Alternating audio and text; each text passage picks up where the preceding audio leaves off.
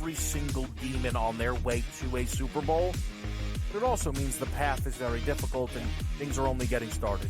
Pro Football Today, only on SportsGrid. Jimmy Butler wants to leave because Jimmy Butler knows that Riles isn't going to pay him, and he wants to get paid. Simply put, if they would have given Jimmy Butler this contract extension in the summer when he asked, this wouldn't be happening. But Riles did it, and Riles wanted him to play. So now he's disgruntled because he wants out. Betting above the rim, only on SportsGrid. Your gut says Miami is going to win, and you should take the over. Your gut also said your NFT selfies would only go up in value. They didn't. But your head is on SportsGrid and knows the QB is in concussion protocol. The backup has a 45 QBR against the zone coverage. The New York D has the most sacks in the league. So yeah, trust your head. It's smarter to be on SportsGrid. There is going to be an energy to game time decisions that you will feel night in and night out. We're going to go through every single thing, and I've got a great team behind me that's going to help me get the job done. I want this to be the place that people come to. We are going to hit every single one of those markets that you need to know about. There is not going to be a better place, I promise you, than Game Time Decisions. We will have everything at our disposal, and we will use that to our advantage. I'm Kevin Walsh. Tune into Game Time Decisions from 6 to 8 p.m. Eastern on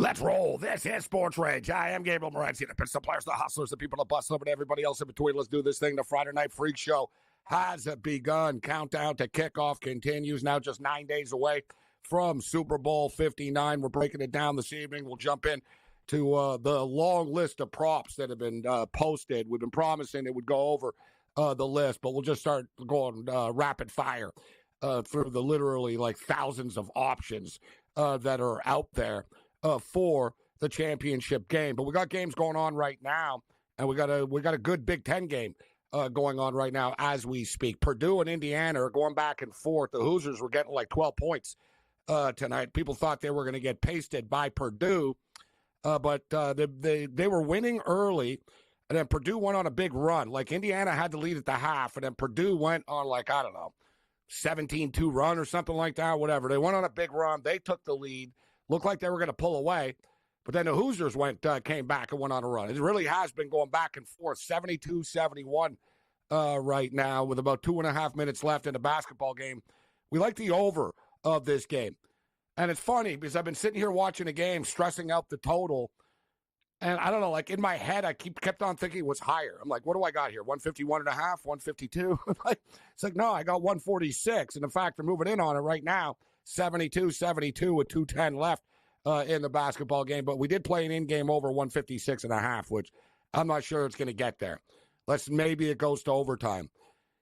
Purdue have been in a bonus forever, too. Like, there should be more points. Purdue, like, we're in the bonus with, like, 13 minutes left, man, in the second half. But they really haven't taken advantage of it. They missed quite a few shots. So, like I said, the original total is going to get there. I don't know about the in-game. We pushed our luck a little bit, but we did really like the over of this game, and I'm glad that it's going to get there. Although I say that now. Maybe it'll finish with just 1 point in this game. We went 3-1 in an unrivaled tonight. Not bad. The unrivaled, the women's 3-on-3 league, we're doing pretty well with it. We're now 11-5 on the season with the unrivaled basketball. We'll take it. You know, for whatever reason, like last night we went 2-0 in the Shrine Bowl. For whatever reason, I'm good at these like new leagues and stuff. I don't need a lot of information. It's like sometimes less is best, right? Just sort of look at the rosters, watch the league a little bit, get a feel for it.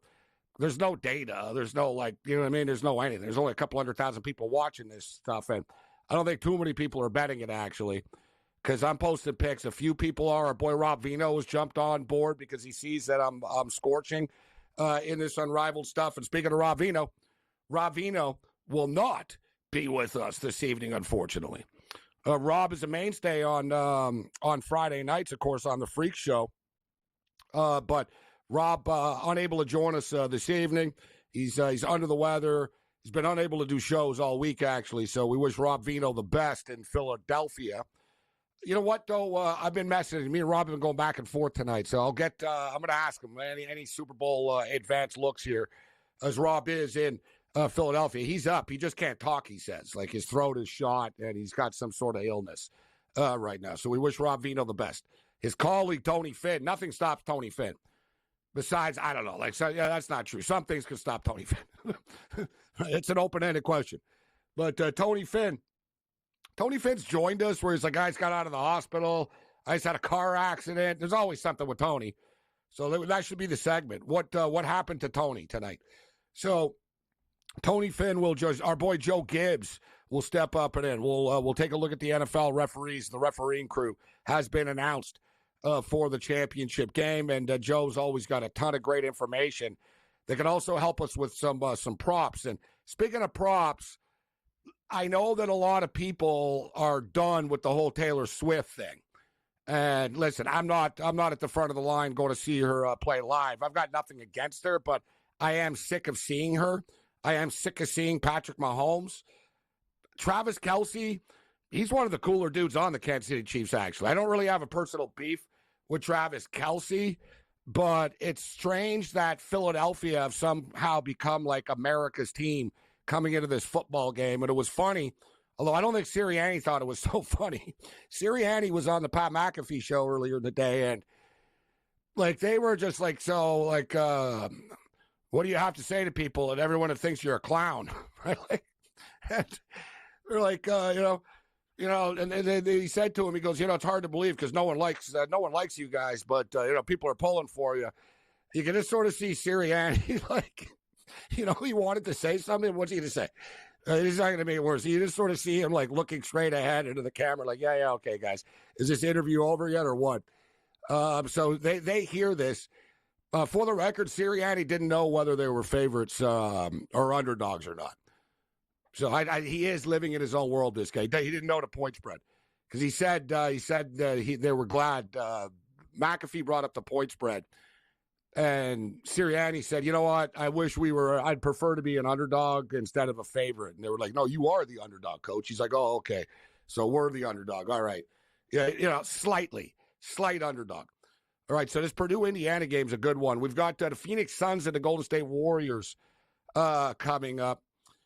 The Phoenix Suns are like literally the worst team in the NBA, ATS. Like the Washington Wizards cover more numbers than the Phoenix Suns do. The Phoenix Suns have been a complete disaster listen, all these like projects and stuff, and like the Phoenix Suns are a classic example of like, They follow into a hole and they keep like digging, and it's like, dig up, stupid, right? Like the Phoenix Suns have put themselves in the position that they are by like reaching out for like the Kevin Durant's, and I know KD's good, he's great and all that, but let's put together Bradley Beal and Kevin Durant and Devin Booker, and it never works. Look at Milwaukee. Well, we're gonna get Dame Lillard. You guys were better before. We had Drew Holiday.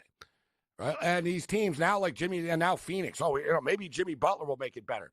And it's funny because they want to get rid of Bradley Beal. They got to get rid of Bradley Beal to get Jimmy Butler. If you're wondering, like, what's going on with Jimmy Butler, like, and Phoenix can't do it. They've got to get somebody to take Bradley Beal off their hands, and Beal's got a no trade. Like, he can pick where he wants to go, and nobody wants his deal. He makes a ton of money. And speaking of which, another big-time deal in the National Hockey League tonight. We talk about the Vancouver Canucks have been on the program, and it's no secret. There was turmoil in the Vancouver Canuck locker room. Although in the hockey world, they like to call it the dressing room for whatever they think. So whatever, the room. And there was a lot of talk about Elias Pettersson, and JT Miller not getting along, which people basically confirmed that it is true. But then it also started to come out, like, and from more than one source and more than one person, that Hey, but by the way, it's not just Petey that doesn't like him, right? Like JT Miller, he's one of these dudes that just sort of, he rubs people the wrong way. He's a good player, but he rubs people the wrong way. Thing is, you sort of need guys like this on the team, right? You need a guy in the room to stay on top of people and stuff. But as a whole, it's almost like Pettersson. It became a Miller versus Pettersson thing when it was really like the room as a whole. And JT Miller's now a New York Ranger. So the New York Rangers are all in right now, and there's a lot of debate in the hockey world who actually won the trade. You can't really, you don't know who won a trade for a couple of years, to be honest with you. But it's one of these weird deals where both fan bases are mad about the deal. Both fan bases feel like they got ripped off. Hockey fans are the worst. This is Sports Rage.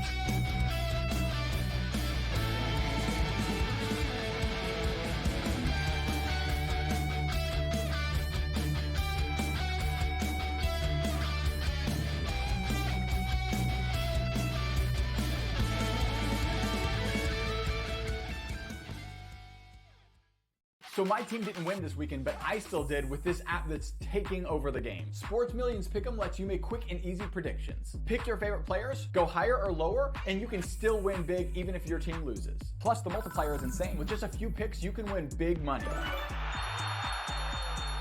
So get on it. They've got a welcome bonus to help you start off your winning streak.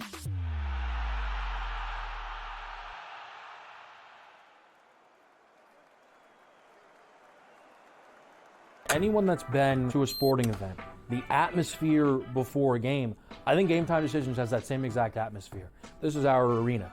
This is what we do. There is going to be an energy to Game Time Decisions that you will feel night in and night out. The excitement you get when you lock your bets in, when you're figuring out what you want to do, we can zone in on the biggest games each night. I want this to be the place that people come to before the games start so they feel as ready as possible to lock in their cards. We are going to hit every single one of those markets that you need to know about. We're going to go through every single thing, and I've got a great team behind me that's going to help me get the job done. There is not going to be a better place, I promise you, than Game Time Decisions to get that new information, react to it, and be able to then bet accordingly. We will have everything at our disposal, and we will use that to our advantage.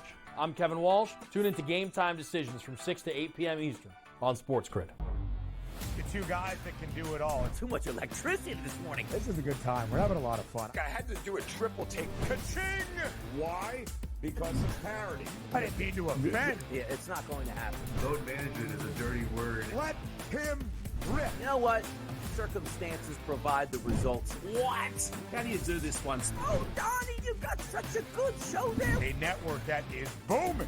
The Early Line, only on SportsGrid. Your gut says Miami is going to win, and you should take the over. Your gut also said your NFT selfies would only go up in value. They didn't.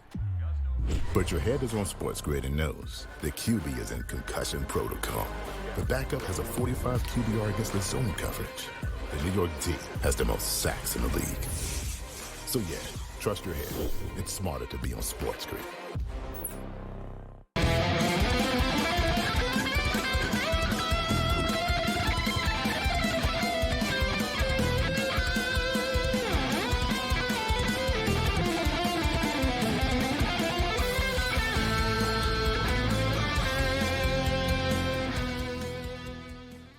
This is Sports Rage. I am Morency, the Friday Night Freak Show. As I stated, there really are literally and figuratively going back and forth here. 77-76 right now. I don't know what the hell Indiana's doing. Indiana's down by 1. The kid just took it to the rack with like 6 seconds left. He missed, and everyone on Indiana just sort of stood around and let another couple of seconds go off the clock before they fouled. So it looks like Purdue's going to survive. It's 77-76 for the Boilers. They're not going to cover. The game has gone over the number, and unless there's a sheer miracle here, but they're going to go to the line. They could get a 3-point lead out of this. It was kind of a block shot, but like, what the hell was the white kid doing on Indiana? Like, seriously, he's under the basket. He sees the shot miss. Number 10, Carrot Top. I don't want to throw the redhead under the bus, Cam, but I don't know what the kid with the red hair was doing. Like, Can't it's trust like you're those under the gingers. basket. You see, like you see, like it's a missed shot. Look at him. He casually just sort of. It's like, bro, like you got to foul him quicker. And number 11 too. He wasn't too quick on the foul. Like they all just sort of stood there, like same thing. And in fact, like the referee. All right, now they're mad. I don't know what's he crying about. Buddy on Indiana just stood around like now he's yelling and stuff. I don't know, tee him up. I got an in-game over like 155.5 here, and I'm at 153. So maybe, I don't know, I'm hoping for something. But looks like Purdue's going to survive, and we did hit our total in the game. So as I was saying, we got the Phoenix Suns and the Golden State Warriors. Golden State have been like, the Golden State are upsetting their own fan base. The run is done. Like the aura is fading, the leaving the building type of thing in San Francisco. They're still a hot property and franchise brand and stuff, but you know what I mean? But the thing is, they're 23-23-1 against the spread. So like stone cold 50%. You look at the Phoenix Suns guys, 16-29-1 ATS. They've only covered 35% of their games. It's unbelievable. If you bet against the Phoenix Suns every game, you've won 65% of the time on the money line. But tonight the game is kind of a toss-up pick 'em. They're both not very good, to be honest with you, but my gut tells me that the Phoenix Suns win this game, Cam. It's a Phoenix Sun night tonight. I'm on the Phoenix Suns. In hockey, I took a shot with St. Louis plus 4.5. They're down 4 goals. It worked last night with Detroit plus 2.5. And we told everybody, Gabe, the public parlay, it goes to die with CBJ beating Vegas. That game smelt like a rat from the get-go. I'm glad we sniffed it out, but I can't lie to you, Morency. I decided to load up. I'm like, ooh, the Raptors are hot, and the Bulls took them out to the woodshed tonight. Bad time to go extra units on our hometown team. Thought they were going to get it done tonight. Yes, the Raptors, similar to the Montreal Canadiens, like I said last night, about as soon as it starts to matter. Like the Raptors had this little win streak going, and it was like, wow, if they beat the Bulls tonight, they're actually only like 3 back of the play-in, and they just get punched in the mouth. I don't want to throw quickly under the bus, but it's one of those deals. The problem with the Raptors, they were winning with this unit that they had right now. Quickly never plays, so he suddenly played tonight. I'm not blaming him. It's not his fault they lost, right? They missed a lot of shots tonight. That's it is what it is. But yeah, I was on them as well. It was a disappointing loss. How about this one, guys? In New Orleans, where we're off to tomorrow, actually, Boston and the Pelicans. And I swear to God, like the NBA thinks so. Like, what's up with the NBA? You guys got the Super Bowl in New Orleans this week, and the Pelicans aren't there. They always have there's always like the showcase NBA game in the Super Bowl city and stuff like that. I guess the Pelicans are just that bad. They figured, no, let's not do it. Nobody wants to go watch the Pelicans play. Why embarrass ourselves? So we'll schedule a road trip. Your point was I think we have to reiterate this stuff, and it happens in all sports. These guys, especially in basketball, when they come back, they ruin the flow of the team. It doesn't matter if the guy's there. When you're not there, they get used to playing with other guys. So it's up to these coaches to, find a way with the minutes to maybe integrate them slower. Stuff. Yeah, he's back. He's going to play tonight. But the coaches, the coaches are screwed, Cam, because the players in the NBA never play. So they have a different lineup every night, and you just got to sort of roll with it. You know what I'm saying? It just sort of is. They were playing it is what chemistry. It is. Yeah. Sort of like Demko with the Vancouver Canucks. Right? They bring Demko comes back. He wasn't playing that well. But, what are they going to do? Like, not play him? He's their number one goalie.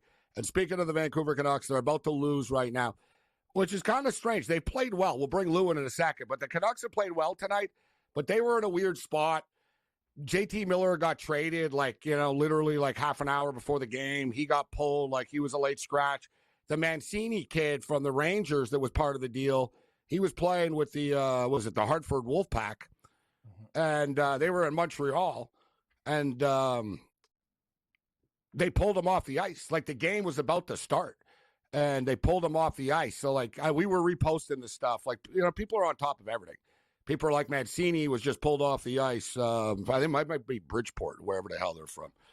But nevertheless, so Mancini gets dealt, 22-year-old defenseman. Hedl gets dealt from the Rangers, 25 years old. He's a good player, actually, Hedl. He's sort of like the player, the Lindstrom last year. The Canucks like the European sort of smart dudes that are sort of two-way players. And thing with Hedl is he's really good. He's a first-round draft pick. He's had a couple of concussion problems, I guess. That's sort of the thing. So he's had some head issues in the past. He's a big kid, though. And so is Mancini, 6'4", like 220 type of stuff, big, mean defenseman. Exactly what they needed down the road. So it's sort of a building for the future type of pick. All right, let's bring in Lou. Gambler's ready to go. Lou in the house. How you doing tonight, Lou? I'm doing great, guys. Thanks for being patient with me while I tried to figure out how to deal with my computer and get in. We're good. No problem, Lou. We appreciate your time. We got a final score in here right now, and it's a miracle. I actually got my over 156.5 in game. 81-76 final score. Purdue wins 81-76. Indiana, we're getting like 12 points tonight. And as I said, the Pelicans and the Celtics are tied at 116 with 10 seconds left. The Spurs are blasting the Bucks right now by 20, 131-111. And Phoenix and Golden State are off and running. And speaking of Phoenix and Arizona, that's where Lou is. So we'll get into it on the other side. We'll get Lou's thoughts on the big UFC fight card in Saudi Arabia tomorrow. We'll talk Super Bowl 59 and more. Let's roll. This is Sports Rage. Bring it.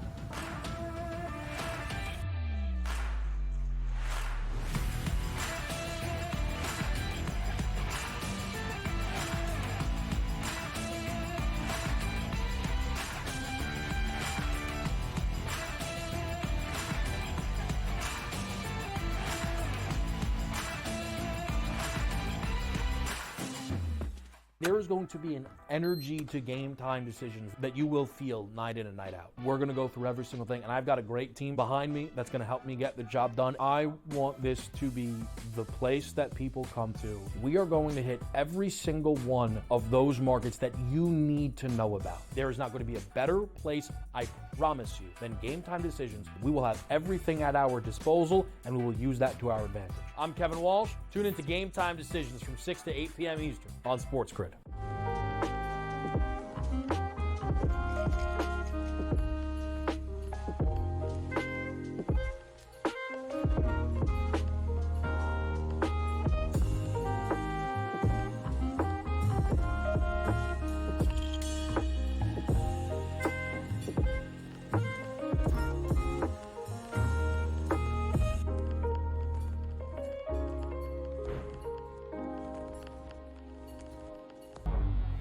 Two guys that can do it all. Too much electricity this morning. This is a good time. We're having a lot of fun. I had to do a triple take. Ka-ching! Why? Because of parity. I didn't mean to offend. Yeah, it's not going to happen. Load management is a dirty word. Let him rip. You know what? Circumstances provide the results. What? How do you do this once? Oh, Donnie, you've got such a good show there. A network that is booming. The Early Line, only on SportsGrid.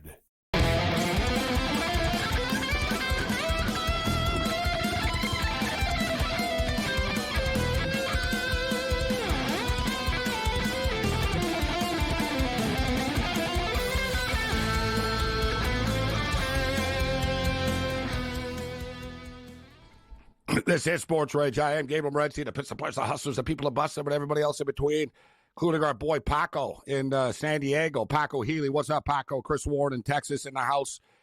We got a full house tonight in our chat, and we got a lot to break down this evening. Joe Gibbs, our NFL ref insider, will step up a little bit later on. We'll go over the data that we have for the refereeing crew for the Super Bowl. We'll get into the UFC, but let's start off with the Super Bowl, actually. And people are tired of the Taylor Swift stuff, but our boy Degenerate Dean noticed that one of the more popular sports books, that they have the Swiftie specials. And the Swiftie specials on the props and stuff. Now, it should be noted the credible, like the real, like the legal sports books don't have like the stupid, proposal and whatever, what color dress and like all the stupid crap that they try to milk off of Taylor Swift. So when I looked at this, and I had a couple of people earlier to talk about the Swiftie special props tonight, and they're really just game props that are like sort of named after her records and stuff like that. But there was one of them that falls right into the narrative. And I'll ask you this, Lou, first. This one is called Bad Blood. I guess she's got a song called Bad Blood. Every one of her songs is like about a breakup, this girl. Will the Eagles have a roughing the passer penalty in the Super Bowl? Yes is plus 175. No is minus 225.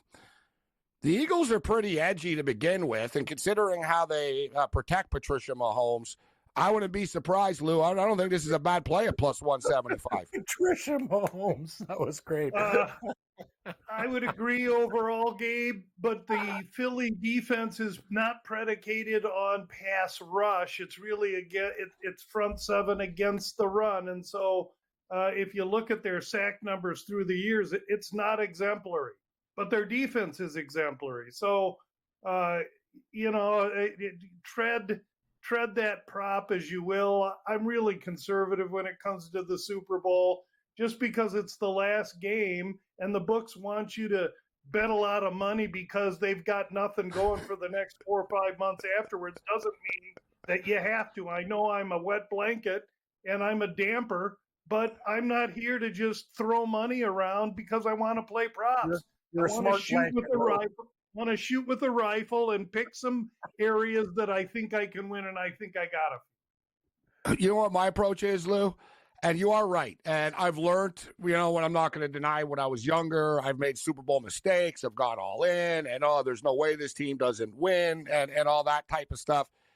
And I think maybe the Seattle, New England, like goal line debacle, like sort of taught me, you look at the 28-3 with Atlanta. And, I was convinced Carolina was going to beat Denver in the Super Bowl. They didn't. So I've gotten better at treating the Super Bowl as another game. But at the same point in time, I like to have some fun with it.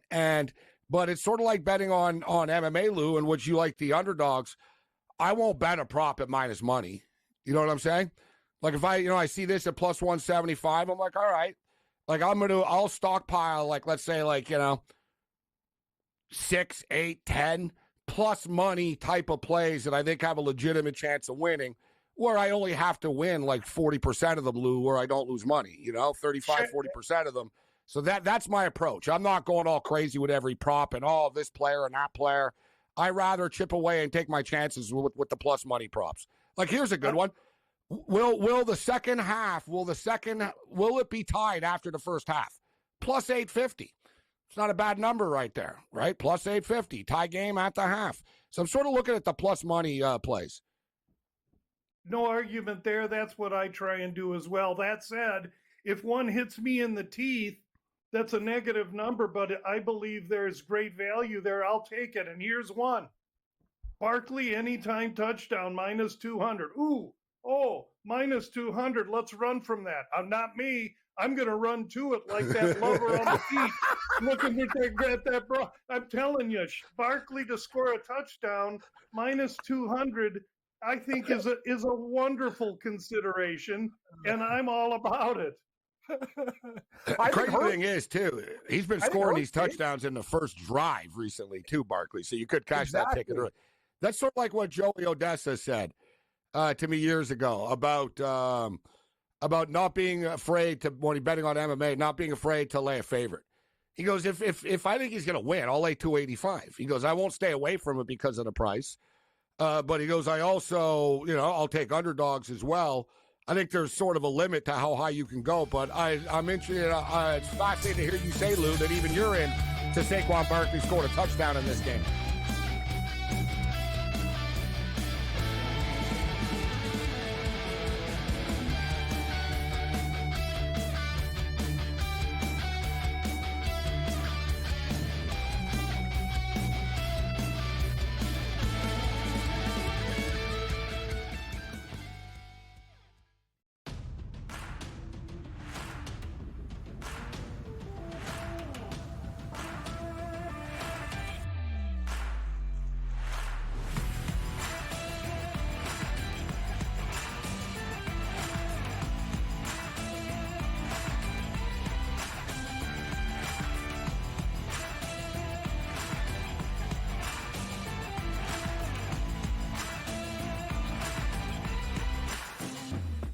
There is going to be an energy to game time decisions that you will feel night in and night out. We're going to go through every single thing, and I've got a great team behind me that's going to help me get the job done. I want this to be the place that people come to. We are going to hit every single one of those markets that you need to know about. There is not going to be a better place, I promise you, than Game Time Decisions. We will have everything at our disposal, and we will use that to our advantage. I'm Kevin Walsh. Tune into Game Time Decisions from 6 to 8 p.m. Eastern on SportsGrid.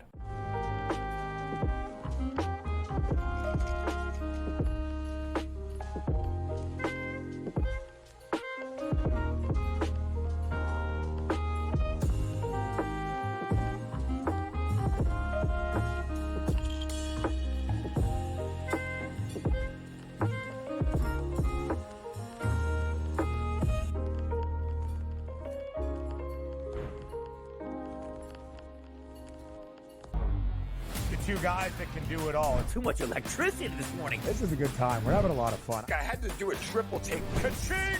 Why? Because of parity. I didn't mean to offend. Yeah, it's not going to happen. Load management is a dirty word. Let him rip. You know what? Circumstances provide the results. What? How do you do this one? Oh, Donnie, you got such a good show there. A network that is booming. The Early Line, only on SportsGrid.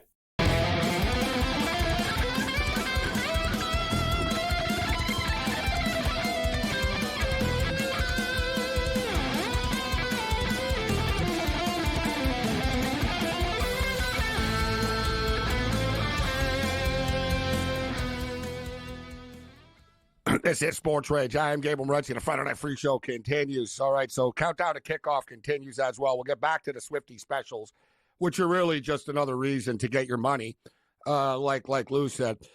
I caught on to this years ago, Lou, with Super Bowl props, in which they'll have they'll have the head-to-head and shots on goal in a hockey game versus the football and all this.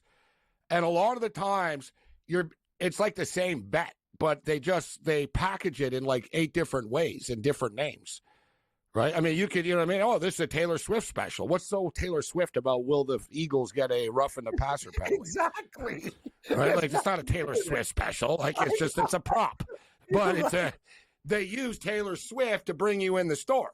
Oh, what's the Swifty special? And you're like, oh, and then like even me, I start to fall for them. But there's like 30, 40 of them here. We'll go over them a little bit later on, but they're not gimmicky. They're all actually like player props. Here was will Travis Kelce lead the Kansas City Chiefs in receiving yards in the Super Bowl? Yes, plus 145. No, minus 180. So, Lou, what do you talked to a lot of people, Lou, and I saw I enjoy the South Point Twitter account, X account. I like Jimmy Vaccaro. He posts all the big tickets to get played and stuff like that. And I don't put stock in because somebody bet a lot of money that it's a sharp move or something like that. I remember years ago, I was at the area hotel when it just opened in Vegas, and there were a bunch of like rich people. It was like it just literally opened. And the Texas Longhorns were playing. Some dude walked in and bet like $58,000 on the Longhorns. And everybody was watching them with a stack of cash and stuff. People are like, oh, is that some sort of sharp bet or something like that? And the guy at the window goes, no, it's a tourist from Texas. Right? And not every big bet is a sharp bet, but when you're betting $50K at South Point, 2 weeks before the game and stuff like that. So where I'm going with this, Lou, is there's a lot of professional and big-time money on the under of this Super Bowl. And I've read like different odds makers talking about it, saying, you know what, their sharps and pro guys have all been betting the under, and the under's actually come down at some spots. What's your take on the total and the early under bets, Lou? Because if these guys are betting big on the under early, they must be convinced that it's not going to skyrocket and go up. What do you think? Yeah, I agree with that. I like the under as well in the game. I see the game one particular way. I see it as a Super Bowl that is kind of going to return to the Super Bowls of old, where one team bitch slaps the other team around the yard. That's just how I see it. Not a close game, says Lou.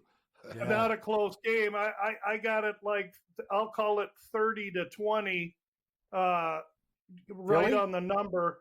But it gets to 20 because Kansas City throws a backdoor touchdown in late to make it 20. Sport is cruel. Andy Reid getting beat by his former team, that would be cruel. The Kansas City not getting their third in a row after that's all they've been going for, that would be cruel. But sport is cruel. And I like the team with defense. I like the team with the running game. I like Saquon Barkley. I like the money line on Philly. I like Philly minus 4.5 plus almost 200. I like Philly minus 6.5 plus 263. I like Philly. Well, Lou's not playing around here. All in on the Philadelphia Eagles to beat them. Well, listen, when you look at their Super Bowl wins, the Chiefs, they did win by 10 against San Francisco. So you got to or 9-10, whatever the hell it was. But you got to give them credit for it. But at the same point in time, San Francisco really screwed that up. Like, they were winning in the fourth quarter by like a touchdown and somehow ended up losing by 10, which was hard to pull off. But you're right, Lou, I was going to bring up the one Super Bowl that they lost, that Mahomes lost, they got punched in the mouth, bro. Right? It was 31-9. They were never really in it. Tampa Bay just sort of broke their will by punishing Mahomes. Wasn't Tom Brady the one that Super Bowl? That was the Tampa Bay defense that just murdered that offensive line, Lou, of the Kansas City Chiefs. And the Eagles' defense, you could argue, is the best defense in the NFL. I just think that Kansas City has done so much with so little all year, and yes, they're getting healthy and they're getting some pieces back, but they've been running on fumes a long time. And I love the fact that Philly played them 2 years ago, had them in their sights and spit in the wind and dribbled down their shirt. I like the team that is hungry. I perceive Philly to be hungrier. And after this unfortunate circumstance tonight in Metro Philly, surely Philadelphia and that community is going to bond and focus more on the Super Bowl than they were already. I just think sport is cruel. And this year, the Super Bowl is going to be cruel to Kansas City. And or it could potentially, as a Buffalo Bill fan, you don't have to tell me sports are cruel. But, and or potentially, sort of feel, and also, look, it's almost like the San Francisco thing, right? San Francisco got them in the Super Bowl years ago. It fell apart for them. I sort of felt last year, if not now, when, if you're San Francisco. But, listen, Brock Purdy played well in the Super Bowl. So it wasn't Brock Purdy's fault. They lost the game. That's the thing with Kansas City, guys. They just sort of find a way, even like when on paper, they're not ever the better team. It's crazy. I mean, look, they're setting an all-time record, 17 consecutive one-score game victories for them. 12-0 this year in one-score games. 17 straight dating back to last year. And Patrick Mahomes, how about this, guys? Patrick Mahomes has never lost indoors before. There's just another little caveat to throw in for people. 15-0 in domes in his career. Wow.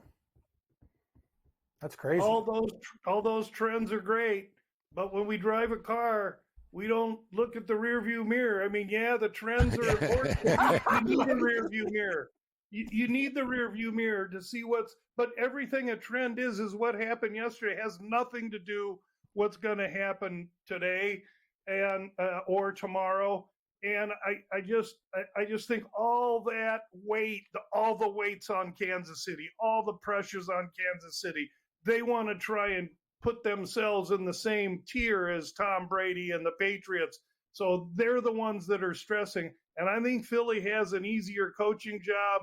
And I think they have the team that can get it done. You're going to have 2 weeks to get the center thing fixed. That's a big deal for them. I see, unfortunately, I have family in Kansas City, and I hope they're not watching this, but I just see it all being green this year. It's all green. Green. And somehow the Philadelphia Eagles have become America's team coming into this game. A lot of talk, too, about no one's ever won 3 Super Bowls. Let's not forget, the Green Bay Packers did win 3 championships in a row. They weren't Super Bowls, but it has been done, the teams winning 3 times in a row. All right, on the other side, we'll get into the UFC, Saudi Arabia with Lou. We'll get back to the Super Bowl props. Here's one. Will there be a kickoff return for a touchdown in the Super Bowl? 22-1, plus 2,200. Any quarterback to record a reception in the Super Bowl, plus 1,800. We know Mahomes. I don't think Mahomes is catching a pass, and I doubt Jalen Hurts is, but it is a pretty big number. Both teams to complete their pass on their first pass attempt, plus 100. The coin toss is plus 100 on both sides. For the record, this year I am going to get involved in a DGen style. It's been heads 3 the last 4 years. Every year for 45 years, Gabe, I've been on tails, and I ain't getting off now, baby. Tails never fails me. It's due, Lou. 3 the last 4 years has been heads. I feel it's a tails year this year. My brain's beat in.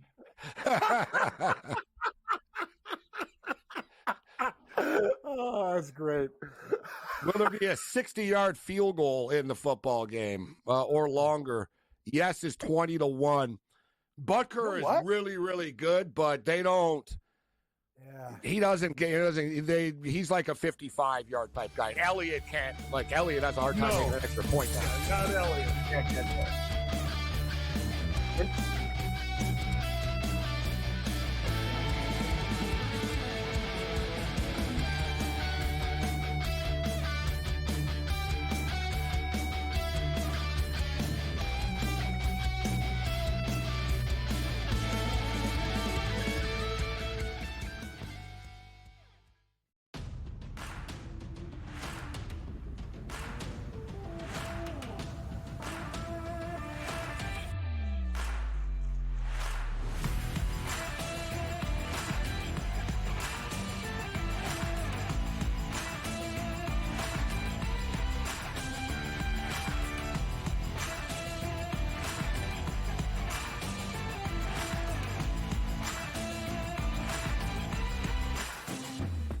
There is going to be an energy to game time decisions that you will feel night in and night out. We're going to go through every single thing, and I've got a great team behind me that's going to help me get the job done. I want this to be the place that people come to. We are going to hit every single one of those markets that you need to know about. There is not going to be a better place, I promise you, than Game Time Decisions. We will have everything at our disposal, and we will use that to our advantage. I'm Kevin Walsh. Tune into Game Time Decisions from 6 to 8 p.m. Eastern on SportsGrid.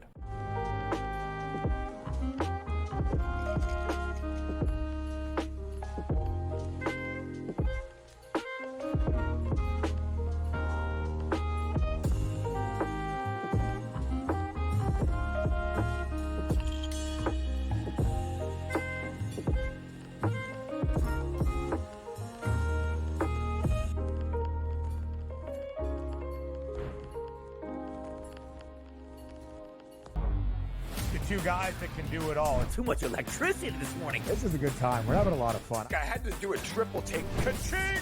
Why? Because of parity. I didn't mean to offend. Yeah, it's not going to happen. Load management is a dirty word. Let him rip. You know what?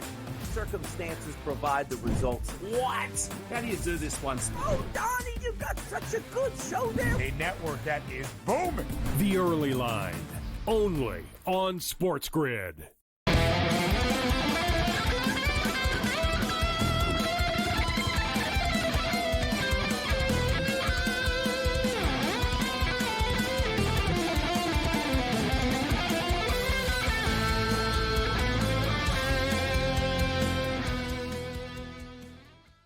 This is SportsRage. I am Gabriel Morency, the Pittsburgh Players, the Hustlers, the people that bust them, everybody else in between. Greg Frank and Master Control try to guilt me into cheering for the Eagles and I have no power to make it work. Like, people, you're pulling for the Eagles, right? I am, Greg. Says I have no reason to be upset about the Bills since Michigan and the Dodgers won. Yes and no. I hear what you're saying. But, the Buffalo Bills never won before. Without a doubt, the most tortured fan base in all of sports, like the Bills. Like, other teams have had failures or other teams haven't won, but the Bills and the disappointment. And in fact, Lou, your Bears were on the list. There was a most disappointing, the most torturous fan base teams to be a fan of. Bears had that run, but it was a while ago. It's almost getting into that Joe Namath territory with the Jets, right? Where it was so long ago. So people sort of forget it. The Cleveland Browns are right there too, right? But the Browns never even been to a Super Bowl. Like, if you just think of the Bills, like 4 Super Bowls they lost in a row. The 4 playoff games to Kansas City, the Music City Miracle. I could go on and on. Like, there's literally, like, some fans have, like, that one game we really got, that hurt. A Bills fan, it's like an annual abuse. It's like an annual, like, rite of passage or something. You get let down. And we'll see if the Philadelphia Eagles can pull this off. I'm with you, though. I think they can. I'm getting tired of seeing Kansas City, win. But one thing I've learned is just tease the other side, because KC do not win in blowouts. And we won a bunch of teasers with the Buffalo Bills last week against the Kansas City Chiefs. All right, let's get into the UFC. Saudi Arabia. This is an earlier card. So you got a heads up right here. Wow. So 6 a.m. Pacific, 9 o'clock Eastern. If you're going to get your action in, as Lou stated. So it starts off at 9 a.m. Anything on the prelims, Lou? You're going to be up 6 in the morning. Better pick some winners if we're waking up at 6 a.m. I'll actually be at the airport at this time. I'll be like waiting. I got to get to the airport early in the morning. Omelets and omoplatas is how we're going to start the day. Prelim fights. We've lost a couple fights. One guy missed weight, so they've shuffled some stuff. I do like a couple things in the early fights. There's a Bosnian named Hadzovic. He's in his 30s. He's not getting any credit against this T-Rex, this young McKinney, very explosive fighter that usually wins in the first or gets knocked out in the first. And McKinney's just had a child. He's matured. He's taking his career a little bit more seriously. This Hadzovic knows that he's in there to be the lamb and is supposed to just get knocked out by McKinney. And I don't think he's taking that too well. And he's a durable, tough guy. The long story short, at DraftKings for this fight to start round 2 is plus 125. And I'm all about that bet. I believe it starts round 2 because Hadzovic is durable and McKinney is not going to go out there and blow his wad in one round. Some big favorites on the undercard. As McKinney's a minus 600 favorite. Jusa Vicious is a minus 250 favorite. Lou, any opinion on the women's fight here against Bueno Silva? That's a fight. First of all, you don't get women's fights in Saudi Arabia. This is like one of the first, so we're kind of busting sod here. It's a groundbreaker. But we get 2 violent ladies. The story to this fight is Jazz really is striking inept, and she spent the whole camp in Phuket working on her Muay Thai. She's a good grappler. Buena Silva is a 135er that hasn't fought at 125, which is what this fight is, flyweight, for some years, but she made weight easily. She's fought against a higher caliber of 135 elite fighters. She fought for the title at 35. She's used to fighting larger ladies. This fight opened to pick 'em. Now you're going to give me Buena Silva plus 220. I'll be happy to take that. I like Buena Silva. She's mean as a junkyard dog, and the Canadian Jasmine Jasdavicius has her hands full with this fight.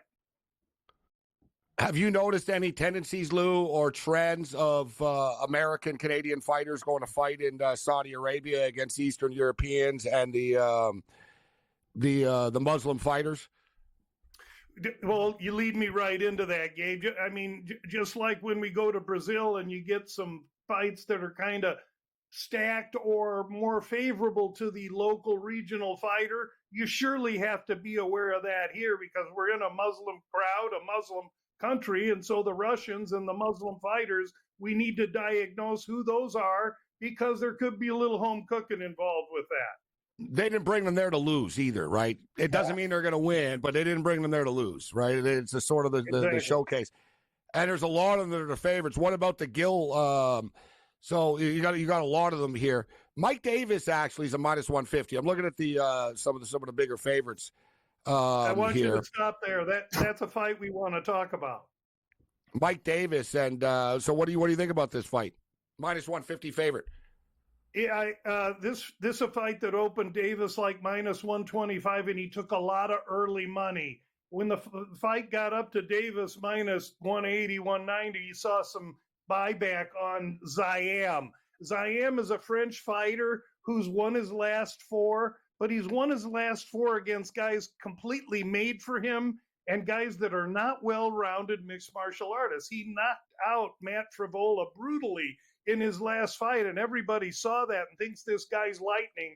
Meanwhile, Mike Davis has had to struggle with inactivity and injury, and people don't know who he is. Watch this fight because you're going to know who he is after this. Mike Davis is very well-rounded, and if he gets Zayam on the ground, and I expect him to, he's going to put a whooping on him from top position. This Mike Davis is a legit top 12 lightweight, and he's going to prove it on Saturday morning, tomorrow, against this Frenchman Zayam, who I think's overmatched in this fight. We got about a minute, Lou. Anything else on the prelims here before we'll hit the main card on the other side? No, those and I think that Zayam and Davis fight now has moved to the first fight on the main card with all the shuffling they've done. All right, we'll hit the main card on the other side. The live action is starting to wind down this evening a bit. One game in the NBA, we're on the Phoenix Suns. They are winning 43-33 right now over the Golden State Warriors with 8 minutes left. We got some East Coast, late-night East Coast basketball, Marist and Siena. We said it before, if you want to work here, you go to Iona or Marist.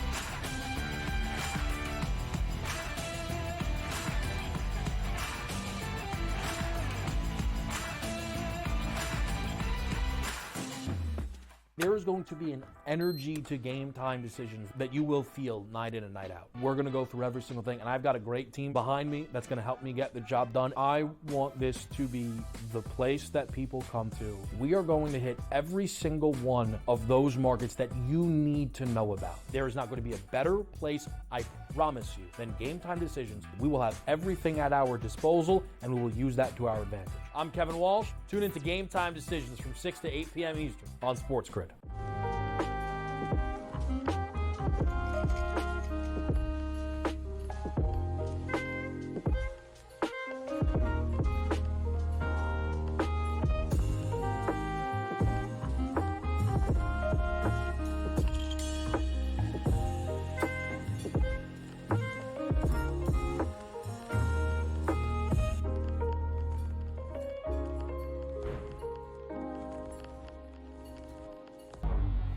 Two guys that can do it all. Too much electricity this morning. This is a good time. We're having a lot of fun. I had to do a triple take. Ka-ching!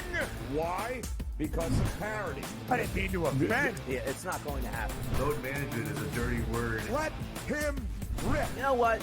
Circumstances provide the results. What? How do you do this once? Oh, Donnie, you got such a good show there. A network that is booming. The Early Line, only on SportsGrid.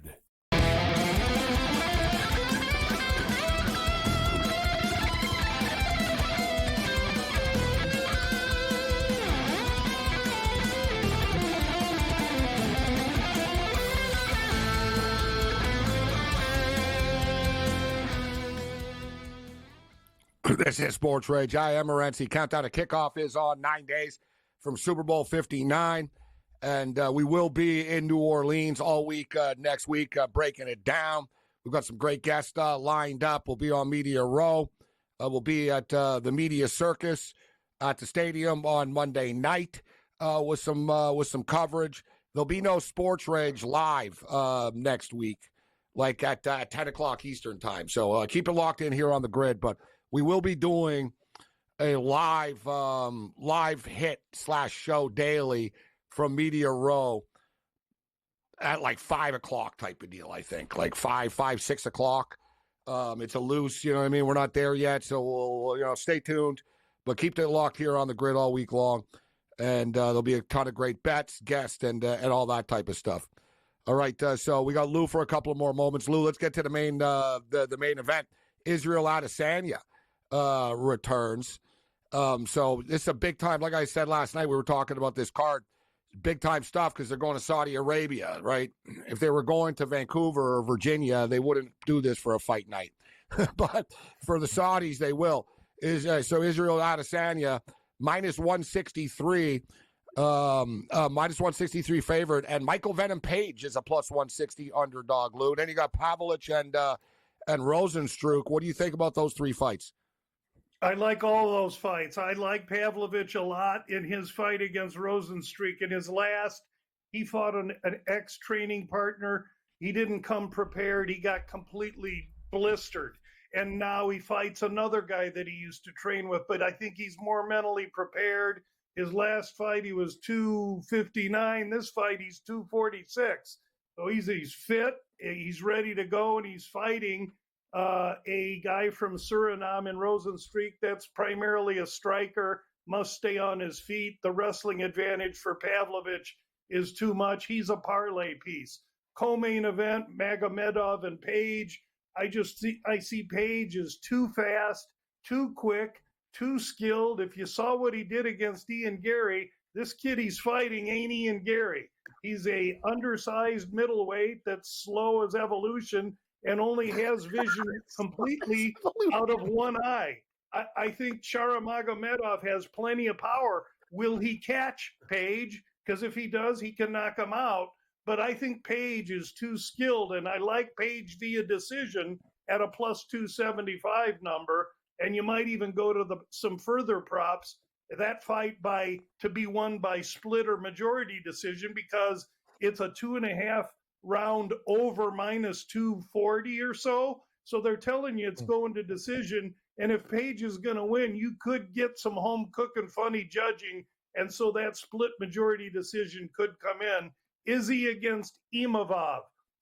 Which Izzy are we getting? Are we going to get an Izzy that wants to make a payday, tarnish his reputation, and ride off into the sunset, being defeated by a guy in Imavov that is a legitimate prospect up and coming?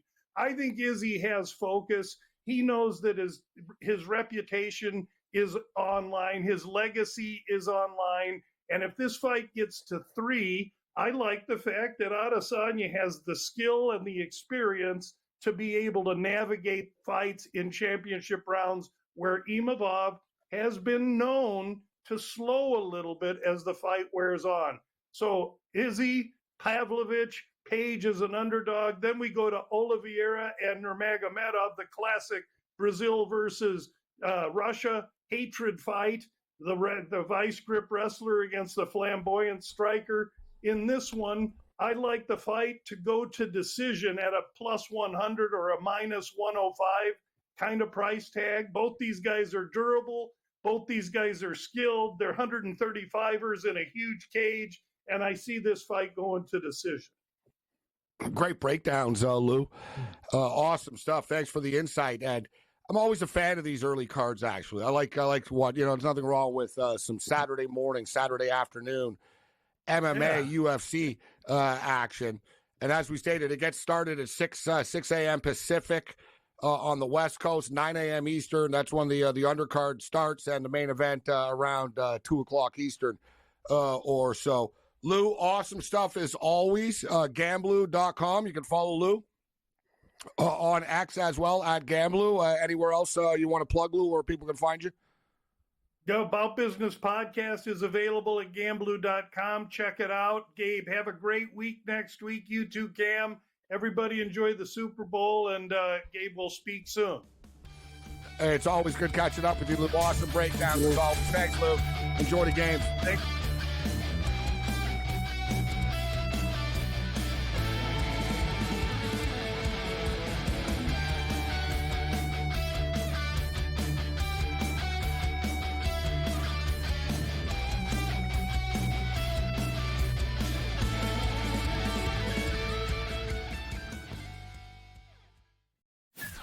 This guy Ovechkin, how he was injured and missed all that time, and the fact that he's still on pace to pass Gretzky. I think everybody's rooting for Ovechkin.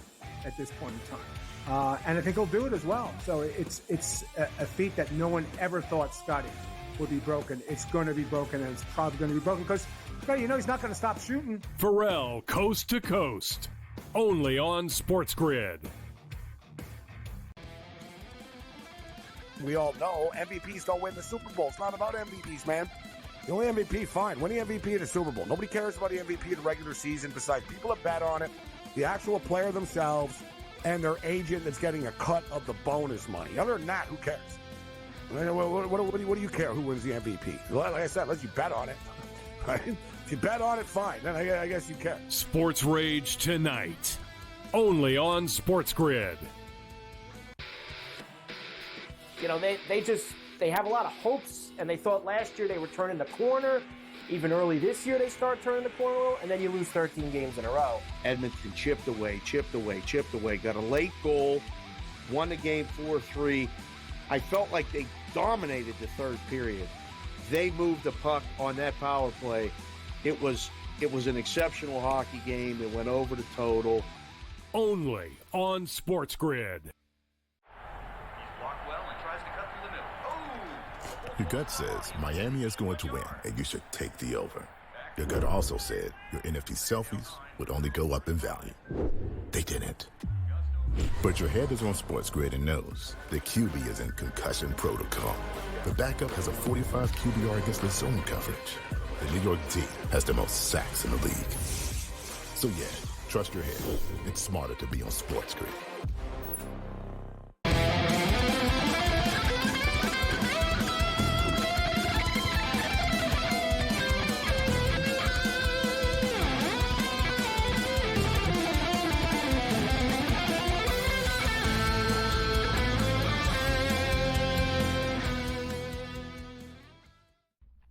The Friday Night Freak Show continues.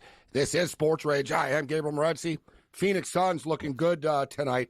It's kind of a crapshoot. Like I said, Phoenix, they're terrible against the spread, but there really was no spread tonight. Golden State, though, have just gone on a little bit of a run. So it's 51-45 with 5.5 left in the second quarter of play. Marist are up by 4 on Siena right now with 28 seconds left. NHL hockey, Avs up on the Blues 4-0. And Utah. You know, when Utah were up 1-0, I was thinking about jumping on them at -1.5 or like -120. Columbus played last night in Vegas, and it's not a good spot, like playing in Utah of all cities on a back-to-back, especially if you've never been there before. Like Columbus have never played there before. Their players have never played there before. You're in altitude. You played last night, you're in altitude, so by the time the third period hits, the Columbus Blue Jacket players are going to be hitting the Gatorade bottles pretty hard on the bench, and they're going to be looking at the clock thinking, you know what, all right, well, we won last night in Vegas, but let's just get out of here right now. So yeah, 2-0 for Utah. It was -190, Gabe, and I am on the -1.5, and you bring up great points. Also, Utah's coming off a horrible loss where they played really well, and Sidney Crosby scored an overtime goal and broke their heart. So it was kind of a good spot for Utah and a bad spot for the Jackets, even though we were on them as huge pooches against Vegas.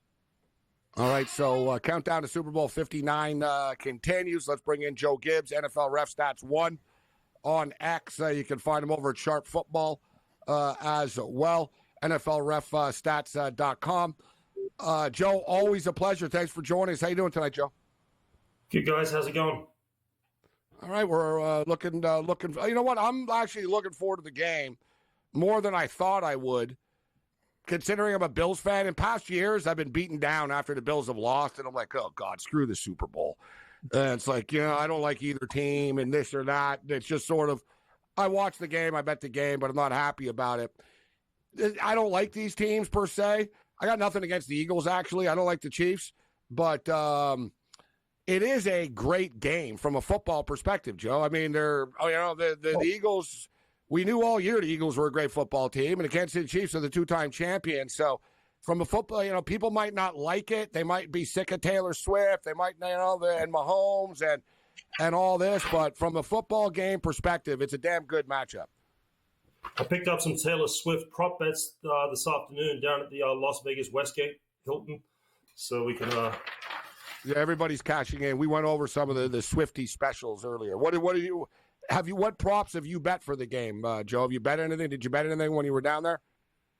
No, I didn't. I just sort of browsed around, looked. I always just go down there out of tradition, just check it out.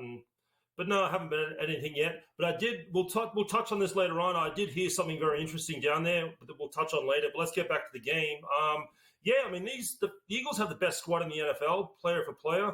And then you got the two-time defending champs going for a three-peat. I think it's a great matchup. I think it's a fantastic matchup. I brought up the Swifty specials, and there was one earlier. And it was nothing with Taylor Swift. They just sort of named it after her or whatever. Yeah. But it was, will the Philadelphia Eagles get a roughing the passer penalty in the football game? Plus 175. And I'm looking at your numbers here. Says the crew makes a major point of emphasis on unnecessary roughness and unsportsmanlike penalties, but less of an emphasis on roughing the passer. That's correct. And actually, I went back looking. This is from 2010, so 15 years or so. My numbers have 2 roughing the passer penalties in the Super Bowls over that period of time. Not very many. Not as many as you would think. Over how many years? How many years? Only years, 2? Wow, 15 years. Wow. So point blank then, they do they just let them play in Super Bowls? Is that the gist of it? Or the teams are smart and they don't hit the quarterback because they're smart teams because they're in the Super Bowl? Like which one is it? I think a combination of the two. But like I said, unnecessary roughness, it does get called a lot in the Super Bowl. So I always make a point to go to the South Point Casino, which is here in Vegas. They always have the will there be a roughing the passer penalty, and it always opens up around minus 150, minus 160. But you got to bet it straight away because by the time the game kicks off, the no is generally around minus 290, minus 300. So the referee for the game, the head referee will be Ron Torbert. Favorites are 13-4 straight up, and against the spread with head referee Ron Torbert in 2024, second only to Dallas Kemp. This is interesting that Torbert has not done a Chiefs game in 2 years. We talked about it last week, and there were a lot of bad calls against the Bills. Like, it's true. And it does bother me, but at the same point in time, we have Josh Allen, and we're, if it's a debate whether we got a 6-inch gain or not, then we got a problem on our own, too. So it's a little bit of A and a little bit of B, right? So but there were a lot of bad calls. But we talked about it last week. They rolled out Clete Blakeman, and it was supposed to calm people down. And then Blakeman seemingly took KC's side on every sort of 50-50 call. Now they assign a ref, Joe, that hasn't done a Chief game in 2 years. Right. And so the reason being, at least in my opinion, was last time he did the game was the 2022 AFC Championship. That was the Chiefs and the Bengals. That fourth quarter just was a debacle with the third down do-over. The penalty count was lopsided in the favor of Kansas City. And so the NFL's solution to these types of things is, well, we just won't put that referee on that team's game again. And a good example of another team is Brad Allen with the Detroit Lions. If you remember that game against the Dallas Cowboys where they called back that ineligible receiver. And the league has never put Brad Allen on a game with the Lions again since then. Essentially the same thing's happening here with Torbert and the Chiefs. But the technicality in this one is the league didn't technically assign Ron Torbert to this game for the Chiefs. This was done 3 weeks ago before they knew who the participants were going to be. So it just happens that their paths cross again after all this time. Isn't that like so NFL-like and insane, though, guys? Yes. You pick the referee to do the biggest game of the year, Joe, before we see the referees in the playoffs. Like, you know what I mean? Like it should be a referee that's done something and you get sort of rewarded for it. You're not sort of locked in already. But if you like the Philadelphia Eagles, and it came into play last week, guys. Now, I don't know. The Eagles were going to win the game anyways, it seemed, against the Commanders. But they were 6-0 in Hockey, guys. If we remember, we talked about it last week. Mm-hmm. And the Philadelphia Eagles with Nick Sirianni and Jalen Hurts are 5-1 with Torbert, including 2-0 straight up and ATS in 2024. The front four are Torbert's officials from Alex Kemp, John Hussey, and Scott Novak crews. Based off of season numbers, above average emphasis on offensive holding, below average for false starts. The Chiefs' number one issue is offensive holding. Yeah, as we know, they're also like the quick start too, where they jump before the ball is snapped too. Tackle always moves, no calls. It's ridiculous. The league, I mean, they had to send out a memo because every year, like clockwork, offensive holding and false start penalties decline in the playoffs. I mean, the bottom line is this is a highly viewed game, more so than a regular season game. The league wants an aesthetically pleasing product for the masses of people who don't normally watch the game. They want it to be free-flowing, not getting bogged down with false start and offensive holding penalties. So you see a decline in the penalties as a result. Now, I've bet the total penalties. Have you seen a prop, Joe? Total penalties accepted in this football game? Man, I'm scrolling right now looking for it. I've seen a 10 with the under like minus 120, but it'll vary from place to place. You may see a 10.5 in some places. All right, here we go. We'll get this on the other side. Most penalties accepted in the Super Bowl.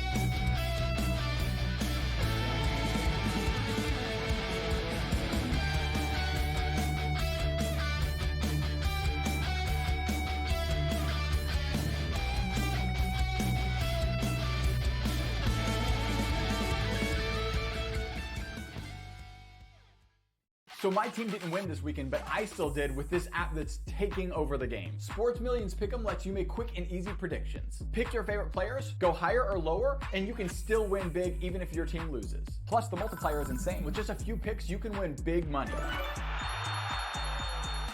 So get on it. They've got a welcome bonus to help you start off your winning streak.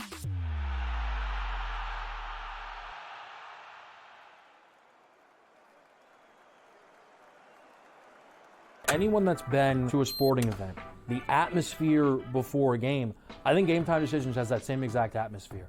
This is our arena.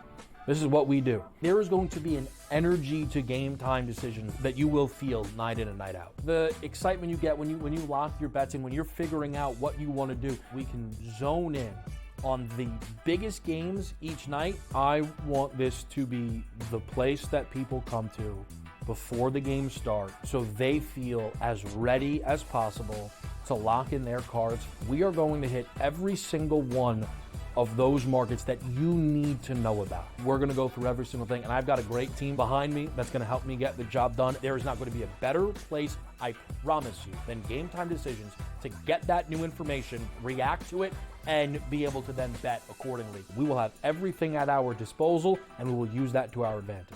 I'm Kevin Walsh. Tune into Game Time Decisions from 6 to 8 p.m. Eastern on SportsGrid.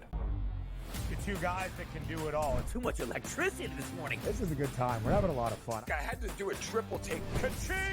Why? Because of parity. I didn't mean to offend. Yeah, it's not going to happen. Load management is a dirty word. Let him rip. You know what? Circumstances provide the results. What? How do you do this one? Oh, Donnie, you got such a good show there. A network that is booming. The Early Line, only on SportsGrid. Your gut says Miami is going to win, and you should take the over. Your gut also said your NFT selfies would only go up in value. They didn't. But your head is on SportsGrid and knows the QB is in concussion protocol. The backup has a 45 QBR against the zone coverage. The New York D has the most sacks in the league. So yeah, trust your head. It's smarter to be on SportsGrid.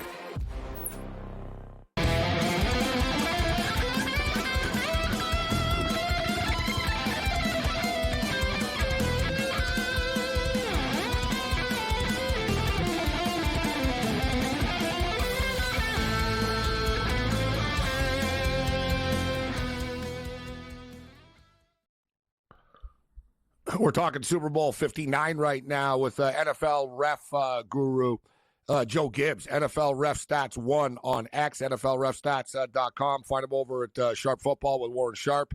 We're going over some of the numbers here as Joe laid out in one of his initial previews of the game. So we were talking the Chiefs' number one issue is offensive holding. Similar to 2023, the penalty is declined in the playoffs versus regular season. The NFL wants an aesthetically pleasing product in high-profile games. I'm not expecting there to be a ton of penalties, but let's not forget, Joe, I mean, Philadelphia Eagle fans felt like they got screwed over last time they played the Kansas City Chiefs. And it's just time and time again, the Chiefs seem to be on the right side of these calls, and there's going to be controversy next week. And to be honest with you, and you bringing up Ron Torbert's history in these big games, he's not instilling a lot of confidence in me, to be honest with you. I guess at this point, like, why isn't Vinovich doing the game? Just let Bill Vinovich do the game. Is that a crazy thought, Joe? 100% agree with you. He should do it every Super Bowl. There's some goofy rule that you can't do back-to-back Super Bowls, so he's not legally or by league law allowed to do back-to-back. You're going to have someone else in there. But Bill hopefully will be back next year. I don't know. That's just the rule. See, he did a great job. Wouldn't you want him back? These guys do everything that opposite world game. It makes no sense. It's ridiculous. Yeah. Like, if the guy does a good job, you want him back. I don't want to see another guy that screwed up a Super Bowl before. Hell, it's ridiculous. We've talked about it too, Joe. I don't understand why they break up the crews either. It doesn't make sense. Because they're not going to be on the same page as much. But this is the Super Bowl, and there's going to be a lot of meetings with the league and calls and stuff like that. And we've interviewed Tim Donaghy a couple of times, and it was fascinating to like ask him. Like, I basically asked him, so like, what does the league do if they? It's not like the league is going to call and say, listen, the Lakers better win tonight, right? But he explained how it works about point of emphasis, Joe. You know what I mean? And he said that basically the head official, your boss, will call, like, there's a meeting for the rest before every game, and they'll basically lay it out. And they'll say, yeah, listen, Chris Webber travels too much. Make sure you call that. Or Chris Webber is elbowing people all the time, and we're not calling it enough. And they sort of lay out, like, it's not, you don't have to be like a rocket science to figure out what the league wants, right? Once they point out the point of emphasis that they want you to look at. And it's like, well, I get the message, sir.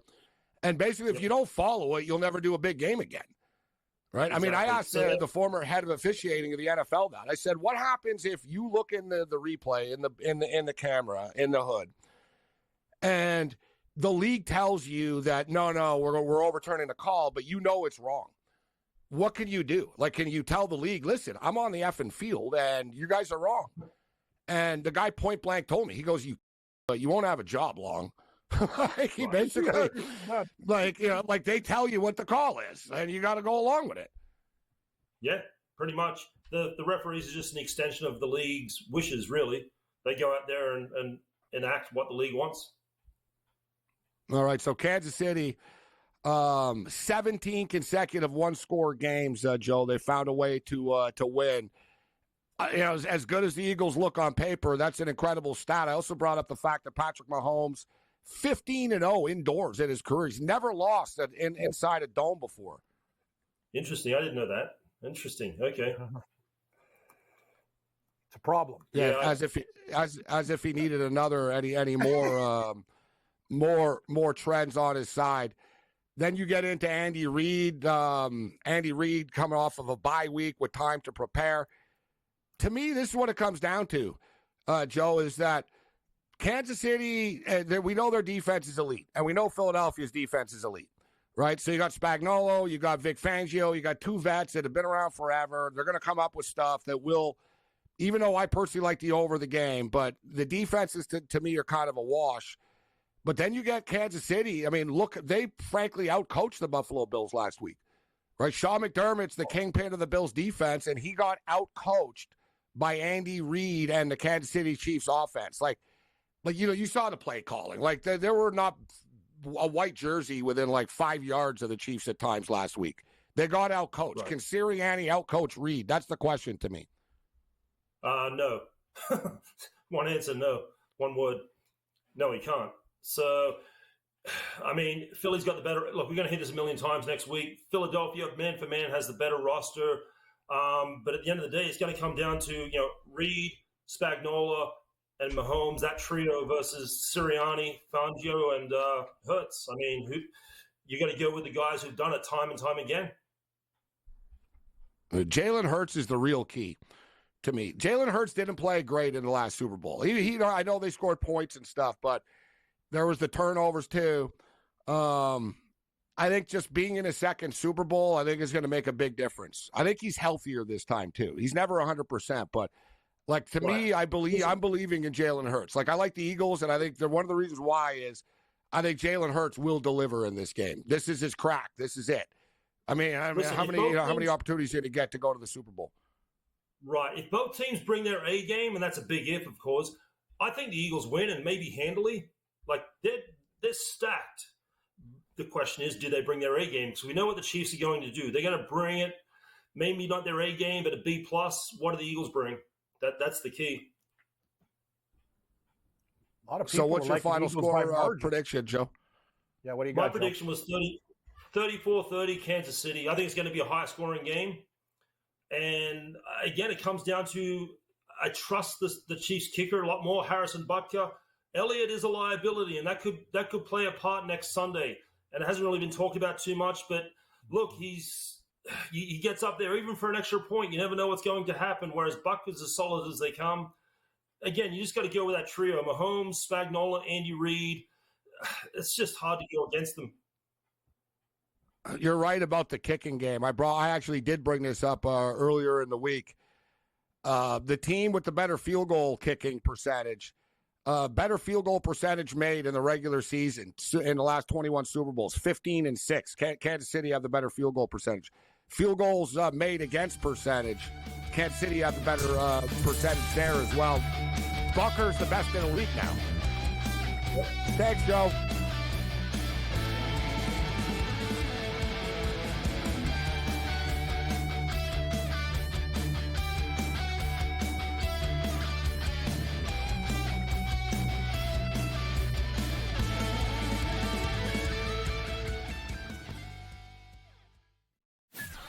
This guy Ovechkin, how he was injured and missed all that time, and the fact that he's still on pace to pass Gretzky. I think everybody's rooting for Ovechkin at this point in time, and I think he'll do it as well. So it's a feat that no one ever thought Scotty would be broken. It's going to be broken, and it's probably going to be broken because he's not going to stop shooting. Pharrell, Coast to Coast, only on SportsGrid.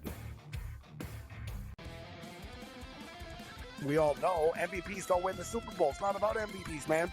The only MVP, fine. Win the MVP in the Super Bowl. Nobody cares about the MVP in the regular season besides people that bet on it, the actual player themselves, and their agent that's getting a cut of the bonus money. Other than that, who cares? What do you care who wins the MVP? Like I said, unless you bet on it. Right? If you bet on it, fine. Then I guess you care. SportsRage tonight, only on SportsGrid. You know, they have a lot of hopes, and they thought last year they were turning the corner. Even early this year, they start turning the corner, and then you lose 13 games in a row. Edmonton chipped away, got a late goal, won the game 4-3. I felt like they dominated the third period. They moved the puck on that power play. It was an exceptional hockey game. It went over the total. Only on SportsGrid. Your gut says Miami is going to win, and you should take the over. Your gut also said your NFT selfies would only go up in value. They didn't. But your head is on SportsGrid and knows the QB is in concussion protocol. The backup has a 45 QBR against the zone coverage. The New York D has the most sacks in the league. So yeah, trust your head. It's smarter to be on SportsGrid.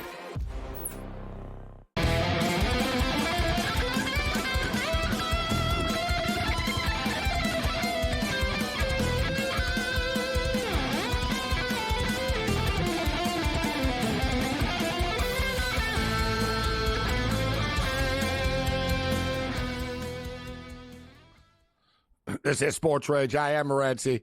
Our boy Paco says Eagles any over on a teaser. That's the way to go. That's what we did last week with the Buffalo Bills. I had the Bills to win, obviously, as well, but I had to protect myself, and we did, knowing that the Kansas City Chiefs don't win by margins, right? They keep on winning these Super Bowls by 3 points all the time, and it should be noted the last 3 Super Bowls have all been exactly decided by 3 points.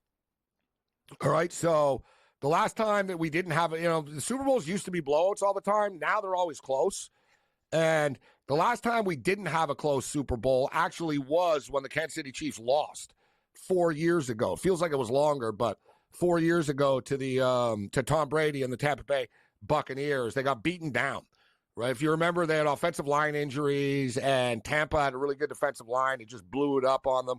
But Detroit, Philadelphia have a really good defensive line as well. So they, if you're going to beat that was the Bills' problem too. The Bills' defensive line did a better job, like against Denver. It's easy to do it against Denver, and they did they did well against Lamar and Henry for the most part. Like Russo made some plays, and Von Miller made a play here and there. But against Kansas City, they didn't get any pressure at all.